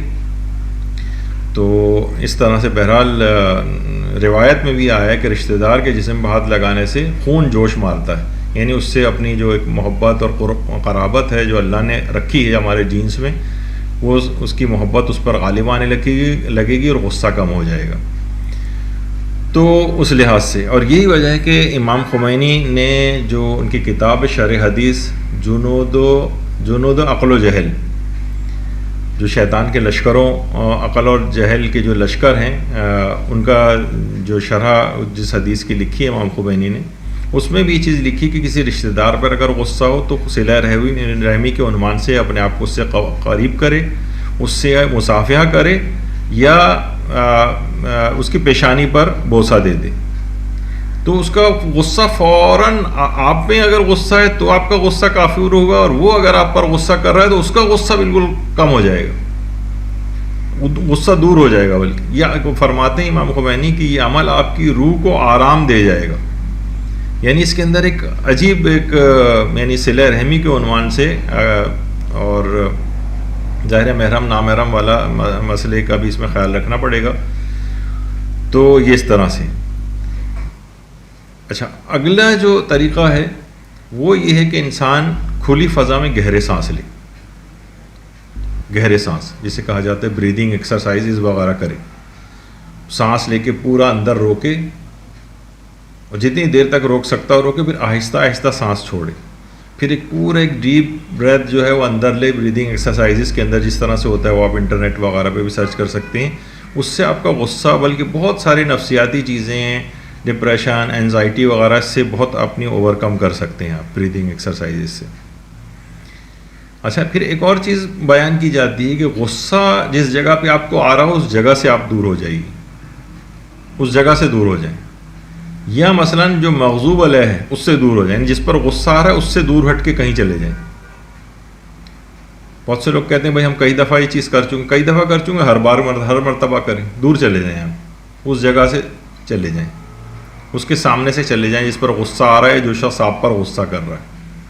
یا ایک اور طریقہ بیان کیا جاتا ہے کہ اس شخص سے آپ بات کریں، مثلا ٹیلی فون پہ بھی بات کر سکتے ہیں، اس کے پاس جا کر بات کر سکتے ہیں، ایسا کوئی شخص جس کا اس غصے کے معاملے سے واسطہ نہ ہو، غصے کے معاملے سے جس کا واسطہ نہ ہو، تو اس سے آپ کا غصہ بہت کم ہو جائے گا۔ پھر ایک طریقہ بیان کیا جاتا ہے کہ خود کو مثبت سرگرمیوں کا عادی بنائیں۔ دیکھیے یہ بہت بڑا مسئلہ ہمارے ساتھ ہے کہ لوگ بس اپنی ایک روٹین، ایک ایسی فضول قسم کی جو روٹین لائف ہے اس کے اندر ہیں۔ مثلا سوشل سروس اگر انسان کرے، خدمت خلق میں مصروف رہے، اس کا غصہ کم ہو جاتا ہے۔ یا مثلا اپنی تنہائی اور اکیلے پن کو دور کریں، کیونکہ یہ تنہائی اور اکیلا پن یہ خود غصے کو آپ کے ابھارتا ہے۔ کوئی اپنی اچھی ایکٹیویٹی تلاش کریں، کوئی خدمت خلق کے عنوان سے، جس میں فائدہ کیا ہوتا ہے۔ دیکھیے علماء نے بیان کیا ہے کہ خدمت خلق کرنے سے جواباً لوگوں کا پیار، محبت، عزت، خلوص آپ کو ملتا ہے، اور آپ کی نفسیاتی کیفیت بہتر ہوتی چلی جاتی ہے، آپ کا غصہ دور ہوتا ہے۔ ورنہ یہ مثلا انسان بالکل تنہا اکیلا رہے اور اس طرح کی مثبت سرگرمیوں میں سوشلی جو ہے وہ ایکٹیو نہ ہو، تو وہ انٹروورٹ ہوتا چلا جاتا ہے، اپنے ہی اس کے اندر بس غرق رہتا ہے، تو اس کا غصہ بڑھتا جاتا ہے۔ اچھا، مثبت سرگرمیاں بہت ساری ہو سکتی ہیں، ہر انسان اپنے مزاج کے مطابق کر سکتا ہے۔ مثلا بچوں کو قرآن کی تعلیم دینا ہے، اگر کسی کے میں یہ صلاحیت ہے تو وہ یہ والی خدمت اپنے ذمے لے لے۔ کسی مدرسے میں مثلا اگر پڑھانے کا اس کو وہ ہے اور تو وہ مدرسے میں پڑھا دے۔ غریب بچے ہیں، مذہبی ذوق نہیں ہے لیکن دوسرا ذوق ہے، مثلا غریب بچے ہیں، ان کو بلا کے ٹیوشن پڑھانا، ان کی اس طرح کی کسی سرگرمی کے اندر حصہ لے لے۔ بہت سے لوگوں کا ذوق ہوتا ہے مثلا مسجد کی تعمیر یا امام بارگاہ کی تعمیر ہو رہی ہے، اس میں حصہ لے جا کر۔ کچھ نہیں تو محلے کی صفائی ستھرائی وغیرہ ہے، گلی کو صاف کرنا ہے، اس طرح کے کسی سوشل کام میں حصہ لے لے، بچوں کی تعلیم میں حصہ لے لے۔ یا مثلا گارڈننگ وغیرہ ہوتی ہے، یہ خود بہت ہی مفید ہے اپنی نفسیاتی کیفیات کو بہتر بنانے کے لیے۔ پھولوں وغیرہ کو اور پودوں کو جو ہے لگانا، ان کو ٹھیک دیکھ بھال کرنا۔ بہت سو کا ذوق ہوتا ہے مثلا میچ میکنگ وغیرہ، شادیاں وغیرہ کرانا، کاؤنسلنگ کرنا، لڑائی جھگڑے ہو رہے ہیں ان کو دور کروانا لوگوں کے۔ یعنی میں کتنی مثالیں دوں اس کی، یعنی بے شمار ایسے کام ہیں جو انسان اپنے مزاج کے مطابق ایسے سوشل ورک اپنے ذمے لے سکتا ہے، وہ ڈھونڈیں آپ خود۔ اچھا، جنہیں غصہ نہیں بھی آتا ہے وہ بھی یہ والے کام کریں تو زیادہ بہتر ہے۔ یہ نہیں کہ صرف غصہ کرنے والے ہی صرف سوشل ورک کریں گے تو ان کو فائدہ ہوگا، نہیں، جو اور افراد ہیں جو کہ جن کو چاہیے کہ وہ بھی اس قسم کے کام اپنے ذمے لیں، معاشرے کی خدمت لیں، اسی سے معاشرہ سنورتا ہے۔ عام طور پر لوگ یہ ہے کہ بالکل ایک خود غرضانہ قسم کی زندگی گزارتے ہیں، بس ہمارے حال احوال ٹھیک ہو جائیں، باقی ان کو معاشرے کی پرواہ نہیں۔ تو یہ نقصان دہ چیزیں ہیں اور شخصیت کے اوپر بھی نقصان ہوتا ہے۔ پھر یہی ہے کہ اس کے اندر وہ غصہ، اینگر وغیرہ یہ بڑھتا چلا جاتا ہے۔ اچھا، اسی طرح سے کہا جاتا ہے کہ جسمانی محنتیں جسمانی محنت والی ورزشیں اور ایکسرسائزز یہ کیجیے. ایک صاحب کو مثلاً نے بتایا کہ بھئی آپ جو ہے وزن آپ کا بڑھ رہا ہے تو آپ ایسا کریں کہ ورزش کیا کریں. اگلی دفعہ بلکہ وہ اسی وقت کہنے لگے کہ نہیں ڈاکٹر صاحب میں تو بلکہ ان کو یہ بات بتائی گئی تھی کہ آپ ورزش بھی کیا کریں اور ایسے کھیلا کریں, کھیل کود میں اپنا دماغ کو لگائیں, بہت سے اس کے اندر بھی ورزش ہوتی. کہا جا ڈاکٹر صاحب میں تو کھیلتا ہوں. کہا کیا کھیلتے ہو؟ تو پتہ چیل اڑی کوا اڑا جو ایک انگلی سے کھیلا جاتا ہے. ایک صاحب کہنے لگے میں لوڈو کھیلتا ہوں یا کیرم کھیلتا ہوں. یہ والی ایکسرسائزز نہیں, یہ جسمانی محنت والی جو ایکسرسائزز ہیں وہ آپ کو کرنی چاہیے. مثلا برسک واک کریں آپ. ایک تو ہلکے ہلکے ٹہلنا ہوتا ہے کھانا کھانے کے بعد ایسے ہی خلال کرتے ہوئے ہلکے پھلکے نہیں, برسک واک, تیز تیز چلنا. لوگ کہیں ارے بڑی تیز تیز آپ جا رہے تھے چلتے ہوئے. یا مثلا جاگنگ کرنا. یہ افراد جو برسک واک کرتے ہیں, جاگنگ وغیرہ کرتے ہیں اور ریگولرلی کرتے ہیں, یہ نہیں کہ 1 مہینے میں 1 دفعہ 6 مہینے میں 1 دفعہ ہو گئے اس کے بعد ختم ہو گیا, ریگولرلی کرتے ہیں, ان کا غصہ کم ہوتا چلا جاتا ہے. اور یہ بھی ہے کہ ظاہر ہے وہ انرجی پازیٹیو لحاظ سے ان کے جسم سے نکلتی ہے. یا اسی طرح سے سوئمنگ کی جو اگر کسی کے پاس فیسلٹی ایسی ہے, کسی جگہ جا سکتا ہے. بعض اوقات ہم فضول چیزوں پہ اتنا پیسہ خرچ کر دیتے ہیں, لیکن کسی بھی سوئمنگ پول کی کوئی ممبرشپ وغیرہ لے لیں. اپنے گھر میں کسی کے یہاں سہولت ہو تو وہاں پر بہترین ایروبک ایکسرسائزز ہے میں سے ایک ہے یہ سوئمنگ کرنا. بہترین, یعنی شاید کہا جاتا ہے کہ اس سے اچھی کوئی ایکسرسائز ہی بھی نہیں ہے. اچھا بہت سے لوگ کہیں گے بھائی ہمارے پاس تو نہیں. تو ٹھیک ہے, اگر آپ کے پاس سہولت نہیں ہے یا اس کو اویل نہیں کر سکتے تو دیگر چیزوں کے اوپر جائیں. یہ تو نہیں کہ آل اور ننس لا جو کہلاتا ہے کہ یا تو سب پہ عمل کریں گے ایک پہ بھی نہیں کریں گے, ایسا تو نہیں ہے نا. تو آپ اس کے آلٹرنیٹس تلاش کریں. ایسے افراد کا غصہ بہت کم ہو جاتا ہے کہ جو اس طرح کی ایروبک ایکسرسائزز اور جو اور جس کے اندر کافی جسمانی محنت ہوتی ہے. اچھا یہ بھی کہا جاتا ہے کہ نرم و ٹھنڈے مزاج کے افراد سے دوستی اور آمد و رفت رکھیں. اس میں خود بخود ان کا وہ دوست جو آپ کے اس طرح کے ایسے افراد جو ٹھنڈے مزاج کے ہیں وہ آپ پر اثر انداز ہوں گے اور آپ کا مزاج بھی ٹھنڈا ہونے لگے گا. اور اچھا اس کے مقابلے میں وہ ان افراد سے دوری اختیار کرنی ہے کہ جو کہ غصیلے ہوں. غصیلے افراد سے دور رہیں, ورنہ وہ اپنا غلط اثر آپ کے اوپر ڈالیں گے. اور اس کے نتیجے جب آپ دیکھیں گے ہر وقت یہ شخص غصے ہو رہا ہے تو آپ پہ آپ بھی نہیں ہوتا کہ مثلا کوئی غصیلا دوست ہے, کسی سے لڑائی ہو گئی, وہ اپنے اور دوستوں کو بھی لے گیا اور وہاں لڑائی لڑ رہے ہیں آپس میں, تو وہ غصیلے کے ساتھ آپ کو بھی پھر ویسے ہی بننا پڑتا ہے. اور نرم اور ٹھنڈے مزاج کا ہوگا تو اس کے ساتھ دوستی, اس کے ساتھ آمد و رفت وغیرہ رکھیں تو وہ فائدہ ہوگا آپ کو. اسی طرح سے مثلا کہا جاتا ہے کہ دیکھیے اس سلسلے میں آپ اپنی معلومات کو بڑھائیں, یعنی لوگوں کی نفسیاتی کیفیات کو آپ سمجھیں. بچوں کی نفسیاتی کیفیات, مردوں کی نفسیاتی کیفیات, عورتوں کی نفسیاتی کیفیات. نفسیاتی کیفیات کو لوگوں کو سمجھنا ضروری ہے. دیکھیے خواتین کے اعتبار سے یہ بات کہی جاتی ہے کہ خواتین جو ہیں یعنی ان کی بھی مثلا مرد کوئی ہے تو وہ عورتوں کی نفسیاتی کیفیت کو بھی سمجھے. دیکھیے مثلا ویسے اب ہم عمومی بات کر رہے ہیں, ہر عمر کے اعتبار سے الگ ویسے ہوتی ہیں چیزیں. مثلا عورت ہے کوئی, منتھلی اس کے ماہانہ جو سائیکلز جو ہیں وہ چل رہے ہیں, اس میں اس کے موڈ سوئنگس ہوتے ہیں, یعنی اوپر نیچے اس کے جذبات خیالات اور وہ ہو رہے ہیں. اور یا مثلا اگر جیسے کوئی پریگنینسی اگر اس کو ہے تو اس میں اس کو تھکاوٹ ہوتی ہے, چڑچڑاپن ہوتا ہے. ڈیلیوری اگر ہوئی ہے اس کے بعد اس کو پوسٹ نیٹل ڈپریشن کہلاتا ہے, وہ ہوتا ہے. اور بچے کی پیدائش کے بعد بھی مثلا وہ ہر 1 یا 2 گھنٹے بعد بچے کو فیڈ کرانا ہے, اس کی اپنی نیند پوری نہیں ہو رہی ہے, غذائیتوں کا مسئلہ ہے. بعض اوقات گھریلو ذمہ داریاں بہت جلدی اس کے اوپر پڑ جاتی ہیں, وہ چڑچڑی ہو رہی ہے, پتہ چلا چڑچڑی ہو رہی ہے, بدمزاج ہو رہی ہے. آپ کہہ رہے ہیں اب گھر میں لڑائیاں ہونی شروع ہو گئی ہیں. اکثر بچوں کے پیدائش کے بعد لڑائیاں ہونے لگتی ہیں, شادیوں کے بعد لڑائی ہونے لگتی ہیں. یا مثلا عورت مثلا مینوپاز کی ایج میں آ گئی ہے, جو ماہواری اس کی آنی بند ہو گئی, تو پوسٹ مینوپازل جو سنڈروم کہلاتے ہیں یا پوسٹ مینوپازل ڈپریشن بھی ہوتا ہے, اس کے اندر چڑچڑاپن ہو رہا ہے. یا مثلا عام طور پر گھروں میں جیسے شوہر کا انتقال ہو گیا, بیوہ ہے موجود ساس کے طور پر, اب اس کے طور پر جو محرومی ہیں اس کی, وہ بھی اس کے چڑچڑے پن میں جو ہے وہ اضافہ کرتی ہیں. تو جسمانی تبدیلیوں کے اعتبار سے بھی ریئلائز کرنا چاہیے مردوں کو کہ بھئی یہ عورت ان مختلف فیزز میں مختلف چیزوں سے گزر رہی ہے. گھریلو اس کے اوپر ذمہ داری بھی ہیں، اور اکثر خواتین باہر کی جابس وغیرہ بھی کرتی ہیں، گھر میں بھی دیکھتی ہیں، شوہر کو بھی دیکھنا ہوتا ہے، بچوں کو دیکھنا ہوتا ہے، سسرال والوں کو دیکھنا ہوتا ہے، ان لاس کو دیکھنا ہوتا ہے، بہت سارے اس کے ساتھ چیزیں ہیں. تو نتیجتاً کیا ہوتا ہے کہ اس کے اندر ایک نفسیاتی چڑچڑاپن اور یہ سب کچھ آنے لگتا ہے. تو عقل مند شوہر کو سمجھنا چاہیے کہ بہت ساری ذمہ داریوں کے ساتھ ہی گھر میں جو اب کتنے 4 6 بچے جو ہے پال رہی ہے، کتنی ذمہ داریاں اس کے اوپر ہیں. ٹھیک ہے، کچھ سہولتیں آپ نے اس کو دی ہوئی ہیں اپنے طور پر اور دینی چاہیے، لیکن یہ کہ بہرحال برڈن اس کے اوپر آ جاتا ہے. تو وہ اس وجہ سے بھی ہو رہی ہے، اس کو آپ ریئلائز کریں. مثلا کوئی جوان اگر ایسا ہے، عام طور پر اس کو دیکھیں گے جناب، دیکھیے جب نئے نئے بلوغ کی حالت میں جا رہا ہوتا ہے، اس میں بھی ہارمونل چینجز آ رہی ہوتی ہیں. اس عمر میں بچے کافی ریبیلیس ہو جاتے ہیں، بڑے باغی ہو جاتے ہیں. ان کی نفسیاتی کیفیت کو سمجھیں. اس عمر میں ایک دم سے والد اس کے اوپر غصہ کر رہے ہوتے ہیں، مار پیٹ رہے ہوتے ہیں، اس کو ابھی تک اس کو بچہ سمجھ رہے ہوتے ہیں. اس کی پرسنالٹی ایک ٹرانزیشن سے گزر رہی ہے، ایک شفٹ ہو رہی ہے دوسری پرسنالٹی میں. تو اس موقع پر اس کو باپ کو چاہیے کہ اپنے آپ کو کنٹرول کریں، نفسیاتی کیفیت کو سمجھے ہو، یعنی تھوڑی سی اپنی معلومات بڑھائیے نا. دنیا جہان کے متعلق آپ فضول معلومات بڑھا رہے ہوتے ہیں، لیکن گھر میں یہ سب چیزیں ہو رہی ہیں اور اپنی معلومات نہیں بڑھا رہے ہوتے. ریئلائز کریں اس چیز کو، یہ بچہ جو ہے وہ جوان ہو رہا ہے اور اس کے اندر ایسے باغیانہ جذبات شروع میں آتے ہیں.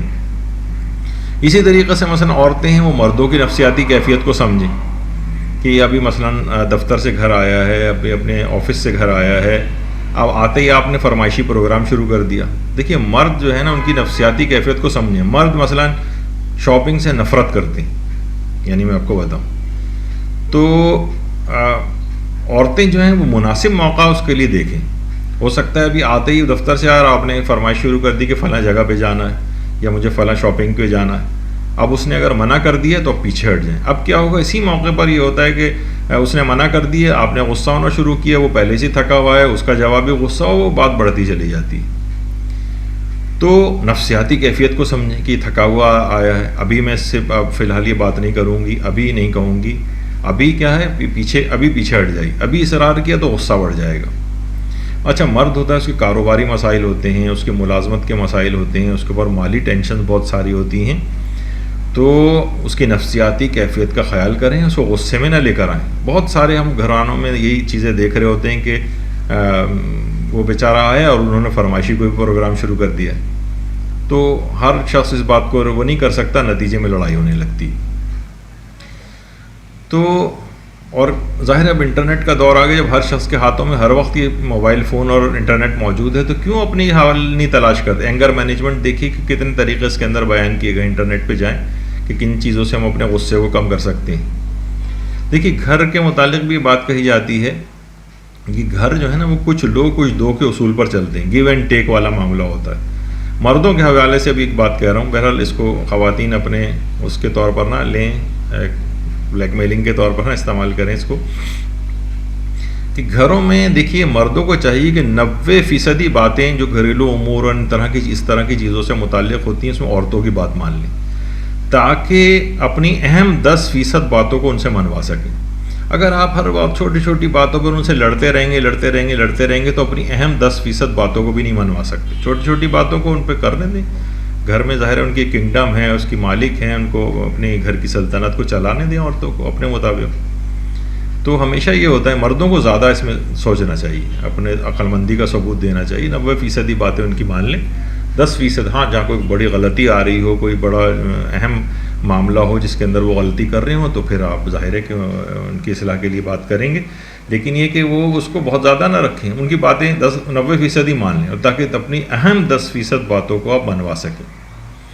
کیونکہ چھوٹی چھوٹی دیکھیں ان باتوں پہ لڑنا جو ہے نا وہ مردوں کو یعنی زیب نہیں دیتا ہے. ظاہر ان کی ایک شخصیت الگ ہے، عورتیں ذرا جذباتی ہوتی ہیں، ان کو نظر انداز کر کے، اور مثلا اگر وہ 5 فرمائشیں کر رہی ہیں تو 1-2 فرمائش کم سے کم پوری کر دیں، 3 کو بعد میں کبھی ٹال دیں. بہت ساری چیزیں ایسی بھی تو ہو سکتی ہیں ٹالنا بھی نہیں آتا ہے، بالکل ایک بلنٹ ایک طور پر اس کو ان کو منع کر دیا جاتا ہے جس سے نقصان ہوتا ہے. تھوڑی بہت بات مان لیں، باقی کو ٹال دیں، پھر دیکھا جائے گا آگے. تو ابھی بات بھی ان کی رکھ لیں آپ کہ ہاں ان کے آپ نے کسی حد تک فرمائی بھی پوری کر دی. تو بہرحال چھوٹی چھوٹی باتوں گھر میں اسی طرح سے گھر چلتے ہیں، تو پھر وہ غصے اور غضب کی نوبت نہیں آتی ہے ان میں. اچھا اب دیکھیے کہ جب بھی ہم یہ کہتے ہیں نا کہ بھائی آپ لوگوں کو معاف کریں، درگزر کریں، لوگ فوراً کہتے ہیں آخر کب تک ہم معاف کریں، کب تک درگزر کریں، اتنی دفعہ سینکڑوں دفعہ ہو چکا ہے، بار بار ایسے ہو جاتا ہے، بار بار ایسا ہو جاتا ہے۔ تو اس کا جواب فقط یہ ہے، جتنی مرتبہ قیامت میں اللہ سے آپ کو معافی درکار ہو، دنیا میں اتنا ہی آپ لوگوں کو معاف کریں۔ دیکھیے جو سلوک آپ یہاں لوگوں سے کریں گے نا، وہی سلوک آخرت میں آپ کے ساتھ ہوگا۔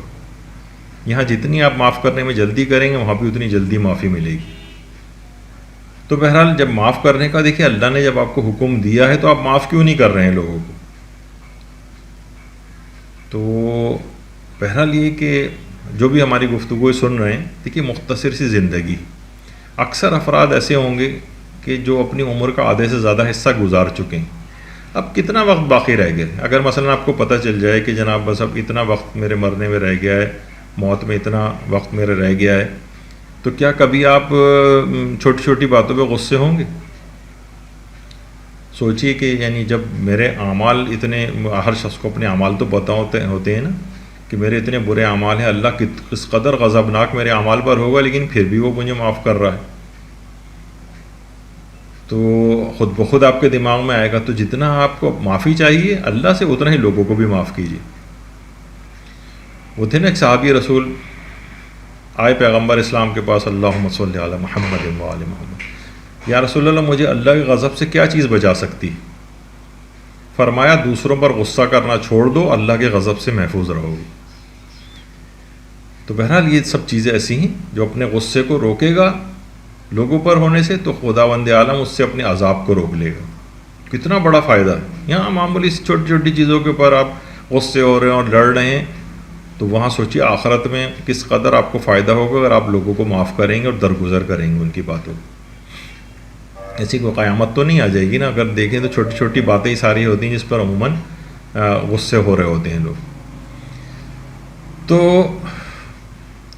ایک صحابی کہتے ہیں پیغمبر اسلام کے، اللہم صلی علی محمد و آل محمد، فرماتے ہیں کہ ایک دفعہ میں نے اپنے غلام کو سزا دی، کنت اضرب غلاما لی، میں اپنے غلام کو ایک دفعہ مار رہا تھا، کہ فسمعت من خلفی صوتا، مجھے پیچھے سے اپنے ایک آواز سنائی دی۔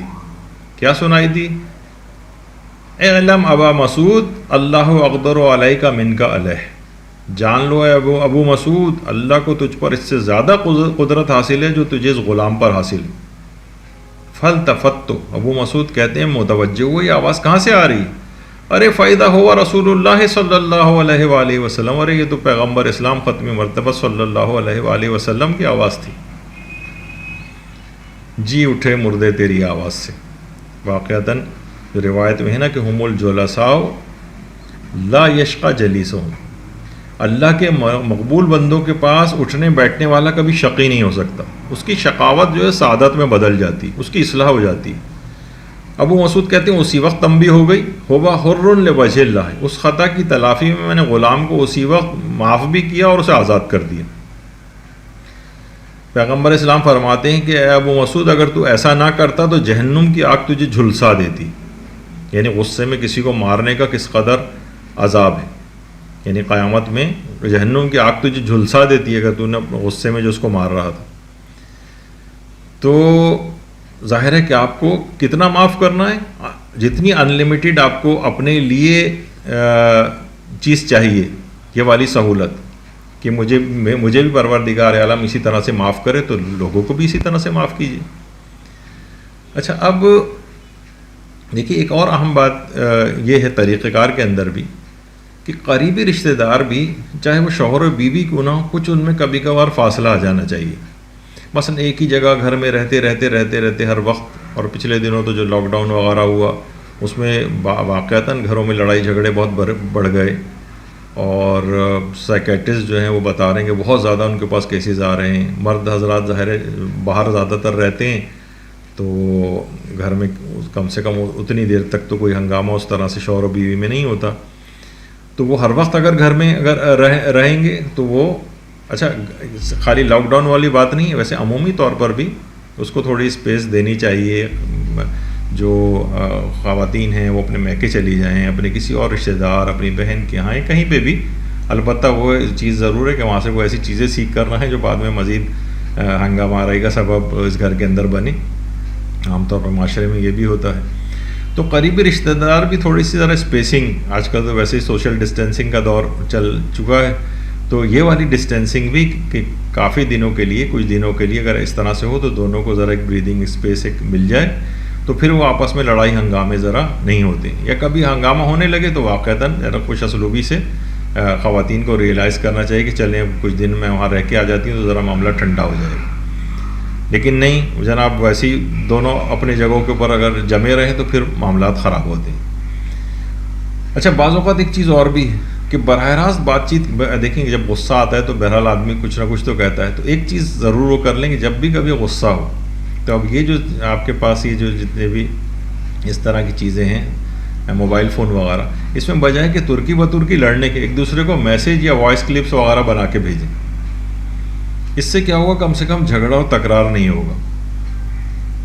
تو جھگڑا تکرار نہیں ہوگا، یعنی بس ایک دوسرے کو ٹھنڈے طریقے سے ایک دوسرے کو اس طرح سے میسیج لکھ کر کریں، یا پھر جو بھی اپنی شکایتیں ہیں وائس کلپ میں کہیں، پھر وہ بھی جواب وائس کلپ میں ہی دیں.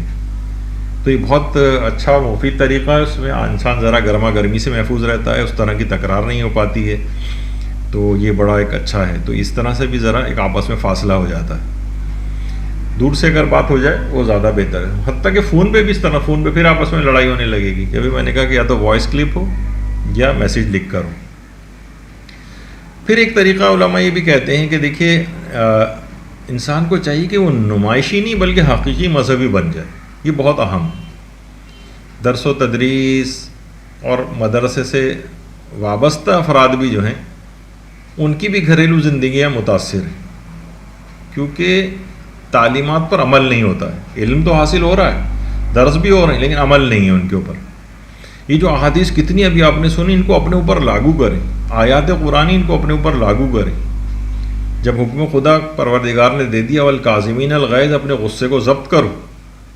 جب یہ چیز فرمائش پروردگار عالم کرے تو اس پر عمل کرنا ہے. وعاشروہن بالمعروف، گھر والوں کے ساتھ اچھا سلوک کرنا ہے، بیوی کے ساتھ اچھا سلوک کرنا ہے. جب اللہ نے کہہ دیا تو واقعی حقیقی مذہبی بن جائیے نا. گھر والوں سے اچھا سلوک کریں، بیوی سے اچھا سلوک کریں. تو مذہبی تعلیمات کو خود پر لاگو کر کے اپنے آپ کو، زندگیوں کو دیکھیں پرسکون بنائیے. لوگ عام طور پر مذہب کو زندگی سے فرار کا ایک ذریعہ بناتے ہیں اور زندگی کے پروگرام میں مذہب کو نافذ نہیں کرتے. صرف حدیث کی حد تک سنا ہوا ہے، قرآنی آیت سنی ہوئی ہے، لیکن پریکٹیکل نہیں کرتے اس کے اوپر. یعنی نمائشی نہیں، حقیقی مذہبی بن جائیے تو یہ سب چیزوں سے جان چھوٹ جائے گی آپ کی. تو اب بات کرنے کو بہت ہے، اس پہ پوری گفتگو ہو سکتی ہے، لیکن ظاہر ہے ابھی آج صرف آپ کی خدمت میں پوائنٹس عرض کر رہا ہے. اگلا طریقہ یہ ہے کہ ہر وقت تنقید کرنے سے پرہیز کریں. اس سے ہمیشہ لڑائی جھگڑا ہوگا اور نہ غصے میں اضافہ ہوگا. کبھی نہیں کہیں ڈائریکٹ کہ تم نے غلط کیا ہے. ہر وقت اعتراض، یہ تمہارا کام غلط. پہلے اس کا طریقہ ہے، پہلے کسی کام پر اس شخص کی تعریف کریں، بہت اچھے سے اس کے چند جملے کہیں تعریف میں کہ ہاں دیکھو تم نے فلاں چیز بڑی اچھی کی، فلاں چیز بڑی اچھی کی. یہ البتہ اس کے اندر اگر یہ چیز اور ٹھیک کر لو تو اور بہتر ہو جائے گی. اس سے کیا ہوگا، یعنی آپ نے طنز سے پرہیز کیا، کیونکہ اس سے دیکھیں کینہ پیدا ہو جاتا ہے. تعریف کرنے کے بعد آپ نے اصلاح کی تو آپ کا وہ کام بھی ہو جائے گا اور غصہ اور لڑائی جھگڑے کی نوبت بھی نہیں آئے گی. لیکن یہ جو تنقید ہے نا، ہر وقت کی تنقید یہ اولادوں کو بھی بہت زیادہ خراب کرتی ہے. یعنی والدین اگر ہر وقت اولاد پر مختلف کاموں پر تنقید کر رہے ہوں تو ان کا غصہ اور وہ بڑھتا چلا ہے، پھر وہ باغی طرف چلے جاتے ہیں. تنقید سے اپنے آپ کو بچائیں. تو یہ غصے کو ابھارنے والی چیز ہے. اسی طریقے سے دیکھیے کہا جاتا ہے کہ پرابلم سالونگ اپروچ ہونی چاہیے آپ کی، کام بگاڑنے والی نہیں ہونی چاہیے. ہمارے ہاں غصے سے ہمیشہ کام خراب ہوتا ہے، غصے سے. یعنی بعض اوقات تحدیث نعمت کے طور پہ بھی بہت سی باتیں کہنی پڑتی ہیں. ایسا نہ ہو کہ لوگ سوچیں کہ نہیں، یعنی مجھے نہیں یاد پڑتا کہ شاید پوری زندگی میں 2-3 دفعہ کے علاوہ کبھی میں نے اس طرح سے غصے کا اظہار کیا، اس میں جس پہ مجھے آج تک شرمندگی بھی ہے کہ میں نے اس وقت بھی نہ کرتا تو کتنا اچھا ہوتا، کیونکہ اس کرنے سے کوئی فائدہ نہیں. ہمیشہ میں نے نقصان دیکھا ہے. میں نے جتنے لوگوں کو غصہ کرتے دیکھا ہے سوائے نقصان کے، آج تک میں نے کوئی فائدہ نہیں دیکھا ہے. آپ خود بھی بالکل ایک اس طور پر کبھی غیر جانبدار ہو کر اپنی شخصیت کو ذرا کٹہرے میں کھڑا کر کے دیکھیں کہ فلاں فلاں موقع پہ جو آپ نے غصہ کیا تھا اس سے آپ کو فائدہ کیا ہوا ہے. فائدہ پتہ لگا کام بگڑا ہے. صرف پرابلم سالونگ اپروچ رکھیں اپنی. اب اس پہ اتنا وقت نہیں کہ اس پہ گفتگو کی جائے، لیکن خود سوچیں آپ کہ جس سے وہ مسئلہ حل ہو. یعنی غصہ کرنے سے، بے بسی کا اظہار کرنے اور چیخنے چلانے سے کچھ نہیں ہوگا، صرف کام خراب ہوگا. جس بات پہ آپ کو غصہ آ رہا ہے اس کو سالو کیسے کریں، عقلی طور پر اس کے حل نکالیں. بعض اوقات حصے مزاح ہیومر سے بھی کام لینا پڑتا ہے. مذاق میں بھی اصلاح کی بات ہو جاتی ہے. یعنی غصے کے بجائے آپ نے مذاق ایسا کر دیا، جو دوسرا غصہ کر رہا ہے آپ جواب میں مذاق شروع کر دیں، مزاح شروع کر دیں. اس سے کیا ہوگا، وہی جو ٹینشن ہو رہی تھی وہ ڈیفیوز ہو جائے گی یا بہت کم ہو جائے گی. جب بھی وہ آج کل لافٹر تھیراپی بہت چل گئی، خیر وہ یہاں الگ ہے، وہ تو مریضوں کے لیے. لیکن بہرحال یعنی مزاح کرنے سے بڑے بڑے جو غصیلی جو چیزیں ہوتی ہیں وہ ان کا ایک دم سے گراف نیچے چلا جاتا ہے اور وہ کنٹرول میں آ جاتی ہیں. اچھا دیکھیے، بعض اوقات یہ بھی ہوتا ہے، جو ماہر ہیں وہ کہتے ہیں کہ پریشانیوں کو آپ انجوائے کرنا سیکھیں. ہمیشہ دیکھیے پریشانیوں سے آدمی اریٹیٹ ہوتا ہے، اس وقت غصہ آتا ہے اس کو انجوائے کرنا. مثلا آپ ٹریفک میں پھنس گئے کہیں، آپ انجوائے کریں. پھنس گئے، اب کیا ہو سکتا ہے، گاڑی نکل نہیں سکتی، پیچھے جا نہیں سکتی، آگے نکل نہیں سکتی، ٹریفک رکوا ہوا ہے، کوئی بات نہیں. آپ تسبیحات پڑھنی شروع کر دیں، آپ کو ذکر خدا کرنا شروع کر دیں. گاڑی میں کچھ افراد بیٹھے ہوں تو آپس میں ہنسی مذاق شروع کر دیں. غصہ نہیں آئے گا آپ کو، اور یعنی ٹریفک میں پھنسنے کا جو آپ ایک دم پریشانی اور ایک اس میں مبتلا ہو گئے تھے، ارے یہ کہاں پھنس گئے ہم، اس سے بھی آپ نکل جائیں گے. یعنی پریشانی کو انجوائے کرنا سیکھیں.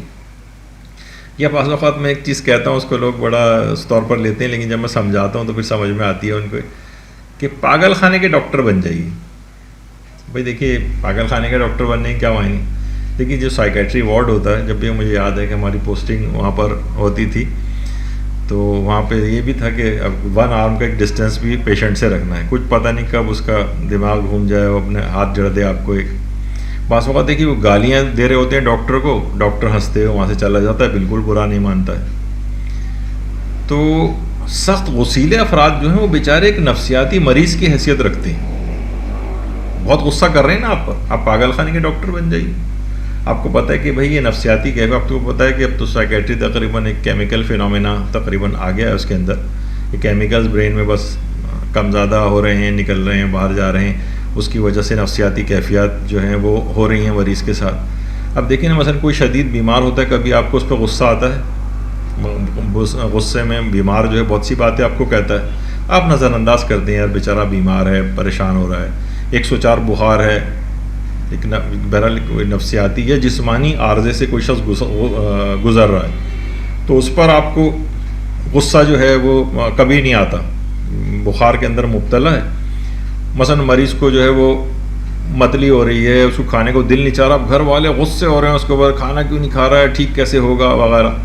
تو دیکھیے اس سے کوئی فائدہ نہیں ہے اس کا. یعنی جو پاگل خانے کے ڈاکٹر بننے کے معنی مریض کچھ بھی آپ سے کو کچھ کہتا ہے، آپ نا ایک کان سے سن کے دوسرے کان سے نکال دیں، تھوڑی دیر کی بات ہوگی وہ معاملہ ختم ہو جائے گا. ڈاکٹر گالیاں سنتا ہوا چلا جاتا ہے وہاں سے.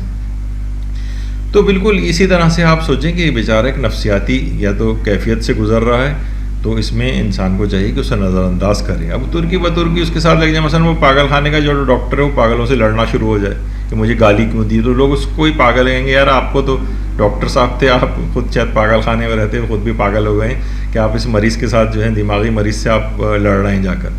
تو یہ اس طرح کی چیز ہوتی ہے کہ انسان واقعتاً اس بات کو ریئلائز کرے. بہت سے لوگوں نے اس پہ عمل کیا تو بعد میں آ کر یعنی مجھے چیز آ کر بتائی کہ واقعی اس سے تو ہمیں اتنا فائدہ ہوا ہے کہ کچھ حد نہیں. یعنی ہم پہلے بلا وجہ لڑا کرتے تھے، لیکن جب سے ہمیں پتہ چلا ہے ہم بالکل اب اطمینان و سکون میں سنتے رہتے ہیں. جس طرح سے کوئی مثلا پاگل بول رہا ہوتا ہے اور اس کی باتوں کو انسان نظر انداز کرتا ہے تو کبھی غصہ نہیں آئے گا. اچھا دیکھیے، ایک اور چیز ہے کہ اپنی نفسانی بیماریوں کے علاج پر بھی متوجہ ہو جائیں. یہ بھی ایک اہم چیز ہے. دیکھیے کیونکہ جتنی انسان کی کہا جاتا ہے کہ حب مال، حب جاہ، حب نفس وغیرہ اس کے اندر ہوتی ہے، اسی قدر جو ہے وہ اس کے اندر آتش غضب بھی بھڑکتی. یعنی جتنی طمع و لالچ ہوگی اسی قدر اس کا غصہ بڑھے گا، اور جتنی شہوانی جو خواہشاتیں کمزور پڑیں گی اتنا ہی اس کی عقل قوی ہوگی. جب عقل قوی ہوگی تو غصہ خود بخود کم ہو جائے گا. تو کیونکہ عقل کے ہوتے ہوئے پھر غصہ نہیں آتا، عقل ہمیشہ زوال آ جاتا ہے عقل کو، اسی وقت انسان کو غصہ آتا ہے.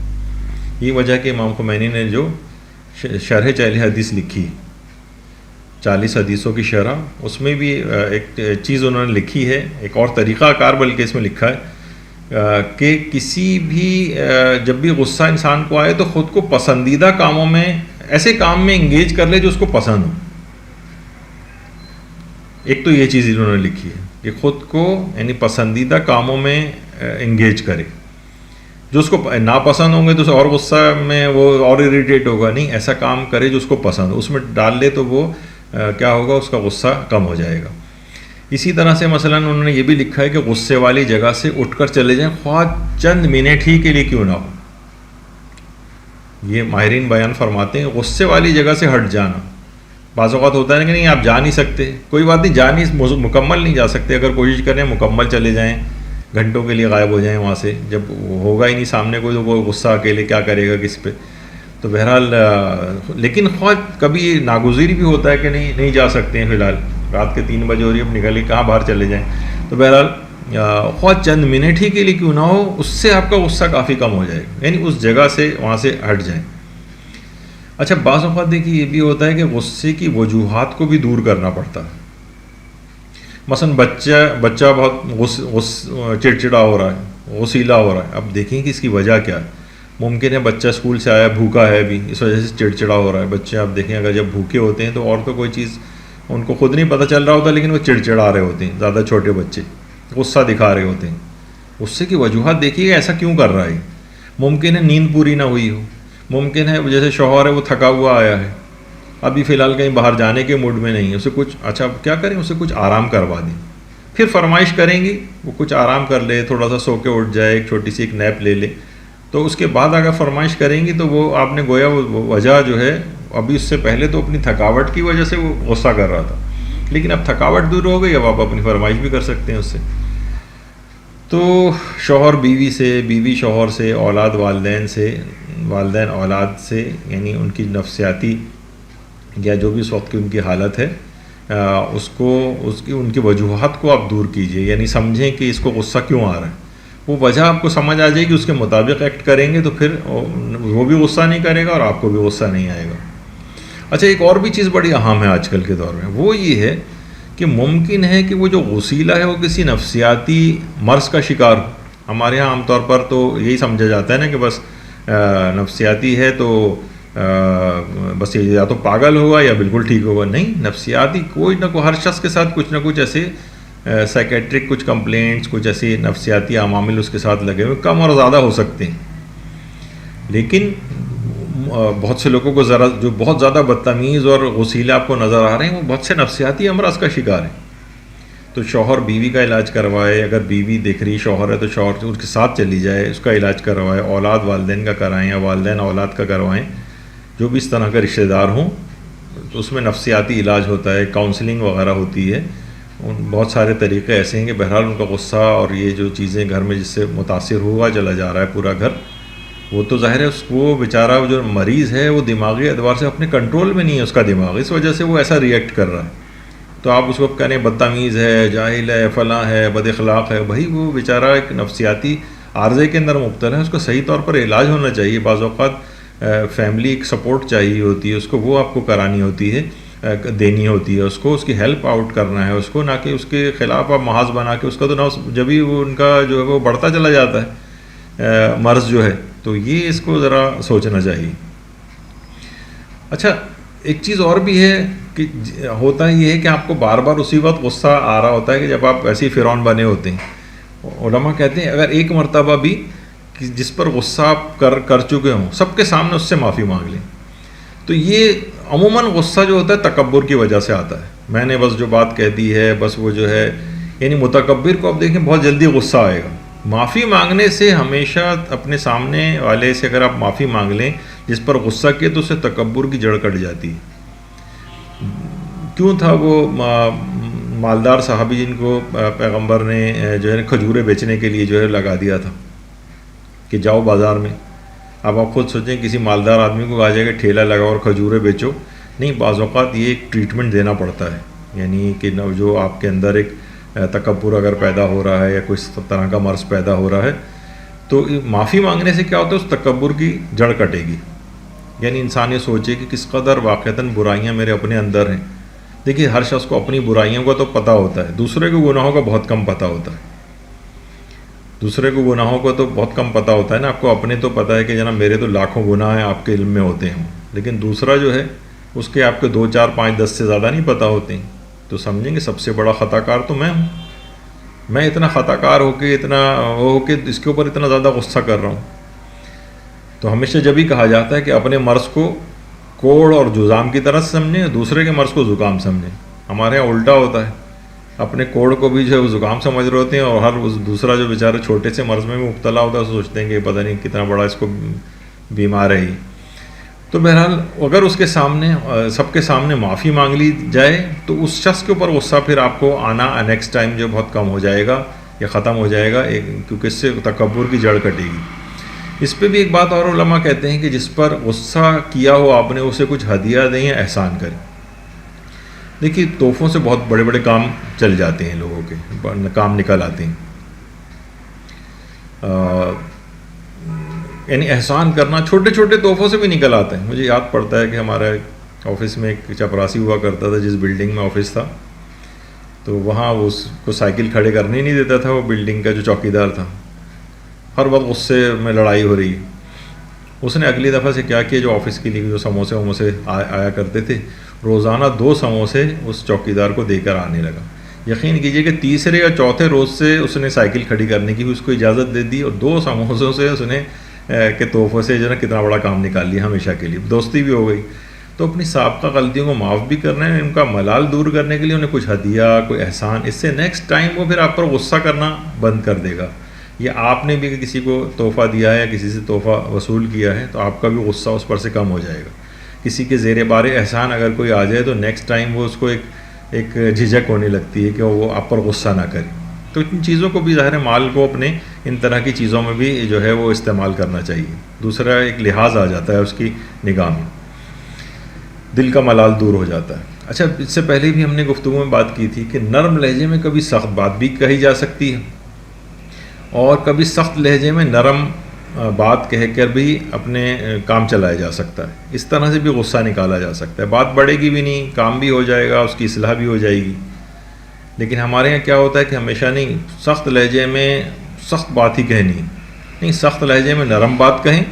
کبھی کبھار اس سے بھی کام چل جاتا ہے، اور کبھی نرم لہجے میں سخت بات کہتے ہیں، اس سے بھی غصہ نہیں آتا اور کام ہو جاتا ہے. تو چیزوں کو سیکھنا چاہیے اور دماغ اپنے ذہانت کو استعمال کرنا چاہیے کہ میں کون سے وقت کس طرح کی بات کروں.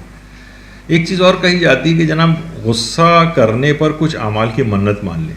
یعنی اگر میں نے آئندہ غصہ کیا، آپ سیریس ہیں نا ظاہر ہے کہ اپنے غصے کو کنٹرول کرنے کے لیے، تو آپ کہہ دیں کہ منت مان لیں کہ مثلا اگر میں نے آئندہ اس طرح سے غصہ کیا، چیخا چلایا، تو مثلا میں 2 رکعت نماز پڑھوں گی یا اتنی نمازیں پڑھوں گی، یا میں مثلا روزہ رکھوں گی. اگر میں نے دوبارہ اس طرح سے غصہ کیا، میں اتنا صدقہ دوں گی جو میرے نفس پر شاق گزرے. یعنی اتنے پیسے کہ آپ کو واقعی لگے کہ یار یہ تو بہت زیادہ پیسے مجھے دینے پڑ رہے ہیں. یعنی اپنے نفس کو اس طرح کی چیزوں کو، یعنی اس طرح کے آپ کو پتہ ہے کہ آپ نے اعمال کی اگر منت مان لی ہے، اور ظاہر ہے کہ جس میں رجحان شرعی پایا جاتا ہے ایسی چیز کی منت مانی جا سکتی ہے، تو پھر اس پر عمل کرنا بھی واجب ہو جاتا ہے. تو واجب ہونے کے نتیجے میں آپ سوچیں گے پتہ نہیں کتنی مجھے نمازیں پڑھنی پڑیں گی. نہیں، زیادہ نہیں پڑھنی پڑیں گی، 5 7 8 10 دفعہ پڑھنی پڑے گی. اس کے بعد خود بخود آپ کو نفس آپ کا مجبور کرے گا، کیونکہ نفس پہ نماز بہت شاق گزرتی ہے، روزہ بہت شاق گزرتا ہے، صدقہ دینا بہت شاق گزرتا ہے. وہ کہتا ہے ٹھیک ہے ابھی غصہ نہ کرو، لیکن یہ چیزیں نہ کرنی پڑ جائیں. تو غصے کو کم کرنے کے جو اعمال ہیں ان کی آپ منت مان سکتے ہیں، اور وہ بھی سارے اطاعت خدا والے ہی اعمال ہیں جن کے اپنے اثرات ہیں. اور ایک اور چیز بھی کہ ہمیشہ زبان کھولنے سے پہلے تولنے کی عادت ہونی چاہیے. یعنی تو اگر سوچ سمجھ کر اگر بولیں تو بہت ساری چیزیں انسان اپنی زبان کو روک بھی سکتا ہے. اچھا، پھر علماء فرماتے ہیں کہ غصے کے نقصانات کی معلومات بڑھائیں.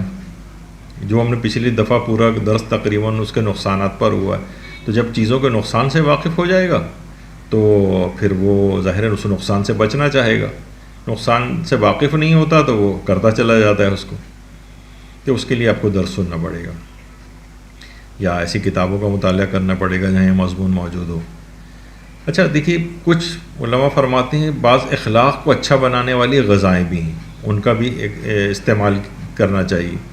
ایک درس مدرسے میں ہوا تھا غذاؤں کے روحانی اثرات پر، تو اس کے اندر بہت مفید جو روایات کے اندر بھی چیزیں بیان ہوئی ہیں، کون کون سی غذائیں کھانے سے کیا اثرات ہوتے ہیں روحانی طور پر۔ تو بہت سی اخلاق کو اچھا بنانے والی غذاؤں کا استعمال انسان بڑھا سکتا ہے۔ مثلا زیتون ہے، اولیوز، وہ اپنے خوراک میں یہاں پر عرب میں تو بہت کھایا جاتا ہے، لیکن بہت سے لوگ کہتے ہیں بھائی وہ تو بڑے غصیلے ہوتے ہیں، لیکن یعنی غصے کے دیگر اسباب بھی تو بہت سارے ہیں۔ پتہ چلا آپ نے جو ہے نا وہ کینڈل اس میں ڈال رہے ہیں، لیکن گلاب جامنوں کے پورا 1 کلو آپ نے وہ بھی ساتھ میں کھا لی، تو اس کے پھر اثرات نہیں ہوتی۔ تو اخلاق کو اچھا بنانے والی جو غذائیں ہیں ان میں ایک تو یہی اولیوز ہیں، یا اس کے علاوہ کشمش کو بھی کہا جاتا ہے۔ اس سے اخلاق یعنی روایت میں آیا ہے کہ اخلاق بہتر ہوتا ہے، یعنی حاملہ عورتیں بھی جو غذائیں ریکمینڈڈ ہیں جس سے بچوں کے روحانی اور اخلاقی اثرات جن کے اوپر پڑتے ہیں ان چیزوں کے اندر سے ہے۔ تو بہرحال کشمش بھی اگر انسان کھائے یا سیب کھائے، روایت میں نہیں آتا کہ مثلا جسمانی حرارت و بخار وغیرہ، تو اس میں سیب کی جو ہے وہ تاکید کی گئی ہے روایتوں میں۔ تو یہاں بھی تو دماغ گرم ہو رہا ہے اس کا غصے کے اندر، تو یہ بھی انشاءاللہ اس گرمی بھی کم ہوگی۔ جب بخار کی گرمی کم ہو رہی ہے تو دماغی گرمی بھی غصے والی یہ بھی کم ہوگی۔ اچھا، پھر بہت سی چیزیں ایسی ہیں جو خوش اخلاقی کو پیدا کرتی ہیں، یعنی انسان کو سوچنا چاہیے کہ میں کن چیزوں سے خوش اخلاق ہو سکتا ہوں۔ اگر واقعتاً دیکھیں ہم پیغمبر اکرم ختمی مرتبہ صلی اللہ علیہ وآلہ وسلم، وہ فرماتے ہیں کہ شفاعت کا سب سے زیادہ حقدار وہ ہوگا جو سب سے زیادہ خوش اخلاق ہوگا، یعنی میری شفاعت کا سب سے زیادہ حقدار۔ غسیلہ کب خوش اخلاق ہوتا ہے؟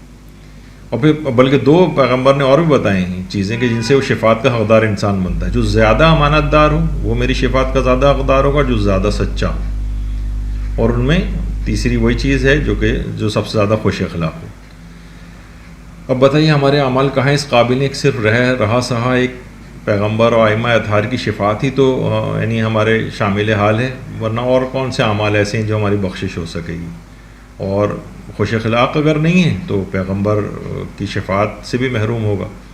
تو خوش اخلاقی اپنے اندر پیدا کرنے کی چیزیں دیکھنی چاہیے، جس میں یہی کچھ غذائیں بھی شامل ہیں۔ اچھا، جو بہت غصیلے ہوتے ہیں ان کی زبان بندی کے بھی کچھ اعمال بیان ہوئے ہیں۔ غصیلے جو ہیں الٹی سیدھی باتیں کر رہے ہوتے ہیں، آپ کو برا بھلا کہہ رہے ہوتے ہیں غصے میں۔ تو ہمارے چھٹے امام جعفر صادق علیہ السلام فرماتے ہیں کہ سورہ جمعہ 8 بار جو اگر پڑھی جائے تو ایسے افراد جو بہت نکتہ چینی اور برا بھلا کہنے والے ہوں ان کی زبان بندی ہو جاتی ہے، یعنی جو مفہوم۔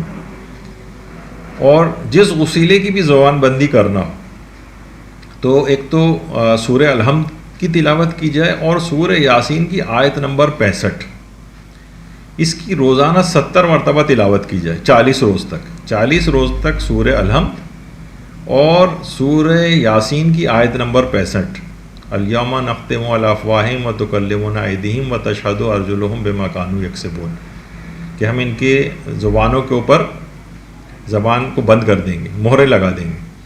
تو سورہ یاسین کے اندر ہے اور آیت نمبر 65 ہے، یہ 40 روز تک 70 مرتبہ روز پڑھنی، ایک دفعہ روزانہ سورہ الحمد اور روزانہ 70 مرتبہ سورہ یاسین کی آیت نمبر 65، تو اس کی زبان بندی یعنی منہ پہ مہر لگ جائے گی اس کی۔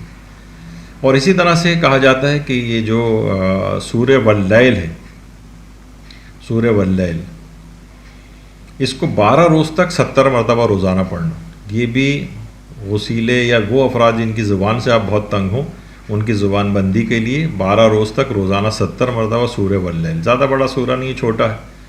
اور ایک اور بھی، اب اتنا وقت نہیں ہے لیکن بہرحال صم بکم عمی فہم لا یرجعون، یعنی ہر لحاظ سے اس کی زبان، کان اور ہر چیز اس کی بند ہو جائے گی، آنکھیں وغیرہ آپ سے کچھ اس کو آپ کے متعلق جو اس قسم کے افراد جو آپ کے متعلق بری باتیں کہتے ہیں ان کو سوچنے کا بھی نہیں ہوگا اگر یہ آیت اگر آپ کثرت سے پڑھا کریں۔ اچھا، آپ دیکھیے اتنی سارے اعمال بتائے گئے. لوگ کیا سوچتے ہیں اتنے زیادہ اعمال ہم کیسے آپ کو کریں گے؟ تو دیکھیے جو بھی آپ کو پسند آئے اتنے آپ عمل کر لیں، جتنے فیصدی چاہیں اتنا ہی فائدہ ہوگا. ورائٹی اس وجہ سے اس میں رکھی گئی کہ ہر شخص کو بہت سے اعمال سوٹ نہیں کرتے ہیں، ان کے مزاج الگ الگ ہوتے ہیں، تو ہر مزاج کے اعتبار سے تاکہ ان کی بات آ جائے. اچھا دیکھیے بہت سے افراد یہ کہتے ہیں دیکھیے ہم یہ سب چیزیں ہم اچھی خاصی چیزیں کر چکے ہیں لیکن کوئی فائدہ نہیں ہوا. تو دیکھیے ناکام کوششیں، یہ جو فیلئر اٹیمپٹس ہوتی ہیں، ان سے ہمت نہیں ہارنی چاہیے. کلہاڑی کی ایک وار سے کبھی بھی درخت نہیں گرتا ہے. مثلا مارتے چلے جائیں، ہو سکتا ہے کہ 49 دفعہ آپ نے 49 ٹائمز مارے، جو ہے وہ پھر آپ کو اس سے پھر وہ درخت گرتا ہے. تو 50ویں کے بعد 51واں وار، تو یہ فیلئر اٹیمپٹ سے نہیں گھبرائیں کہ ہم 5 دفعہ کر چکے ہیں اور 10 دفعہ ایسا کر چکے ہیں اور 20 دفعہ ایسا کر چکے ہیں. نہیں، ہمت نہ ہاریں اور بالآخر انشاءاللہ کامیابی آپ کو ملے گی. خود کو باارادہ مضبوط اور استقامت والا بنائیں، شیطانی صفات کو اپنے اندر سے نکالیں، رحمانی صفات کو اپنے اندر داخل کریں. زندگی بہت مختصر ہے، اسے جہنم کا نمونہ نہیں بنائیں، اسے جنت کا نمونہ بنائیں. یہ اسی وقت ممکن ہوگا کہ جب انسان اپنے غصے کے اوپر قابو پائے گا. تو ان 2 نشستوں میں ہم نے غصے اور غضب کے اعتبار سے اپنی گفتگو کو جو ہے وہ مکمل کیا ہے. اور آخر میں بس پروردگار عالم سے دعا ہے کہ جتنے مندرجات یہاں بیان ہوں اس پہ ہمیں ہم سب کو عمل کرنے کی توفیق عنایت فرمائے. اپنی زندگیوں میں ان کو رائج کر کے دیکھیں. انشاءاللہ آپ دیکھیں گے کہ زندگیاں کس قدر تبدیل ہوتی ہیں، کتنی جلدی تبدیل ہوتی ہیں، اور ایک زندگی، دنیا کی زندگی بھی ہماری جنت کا نمونہ بن سکتی ہے. وصلی اللہ علی محمد وآلہ الطیبین الطاہرین. اللہم صل علی محمد وآل محمد وعجل فرجہ.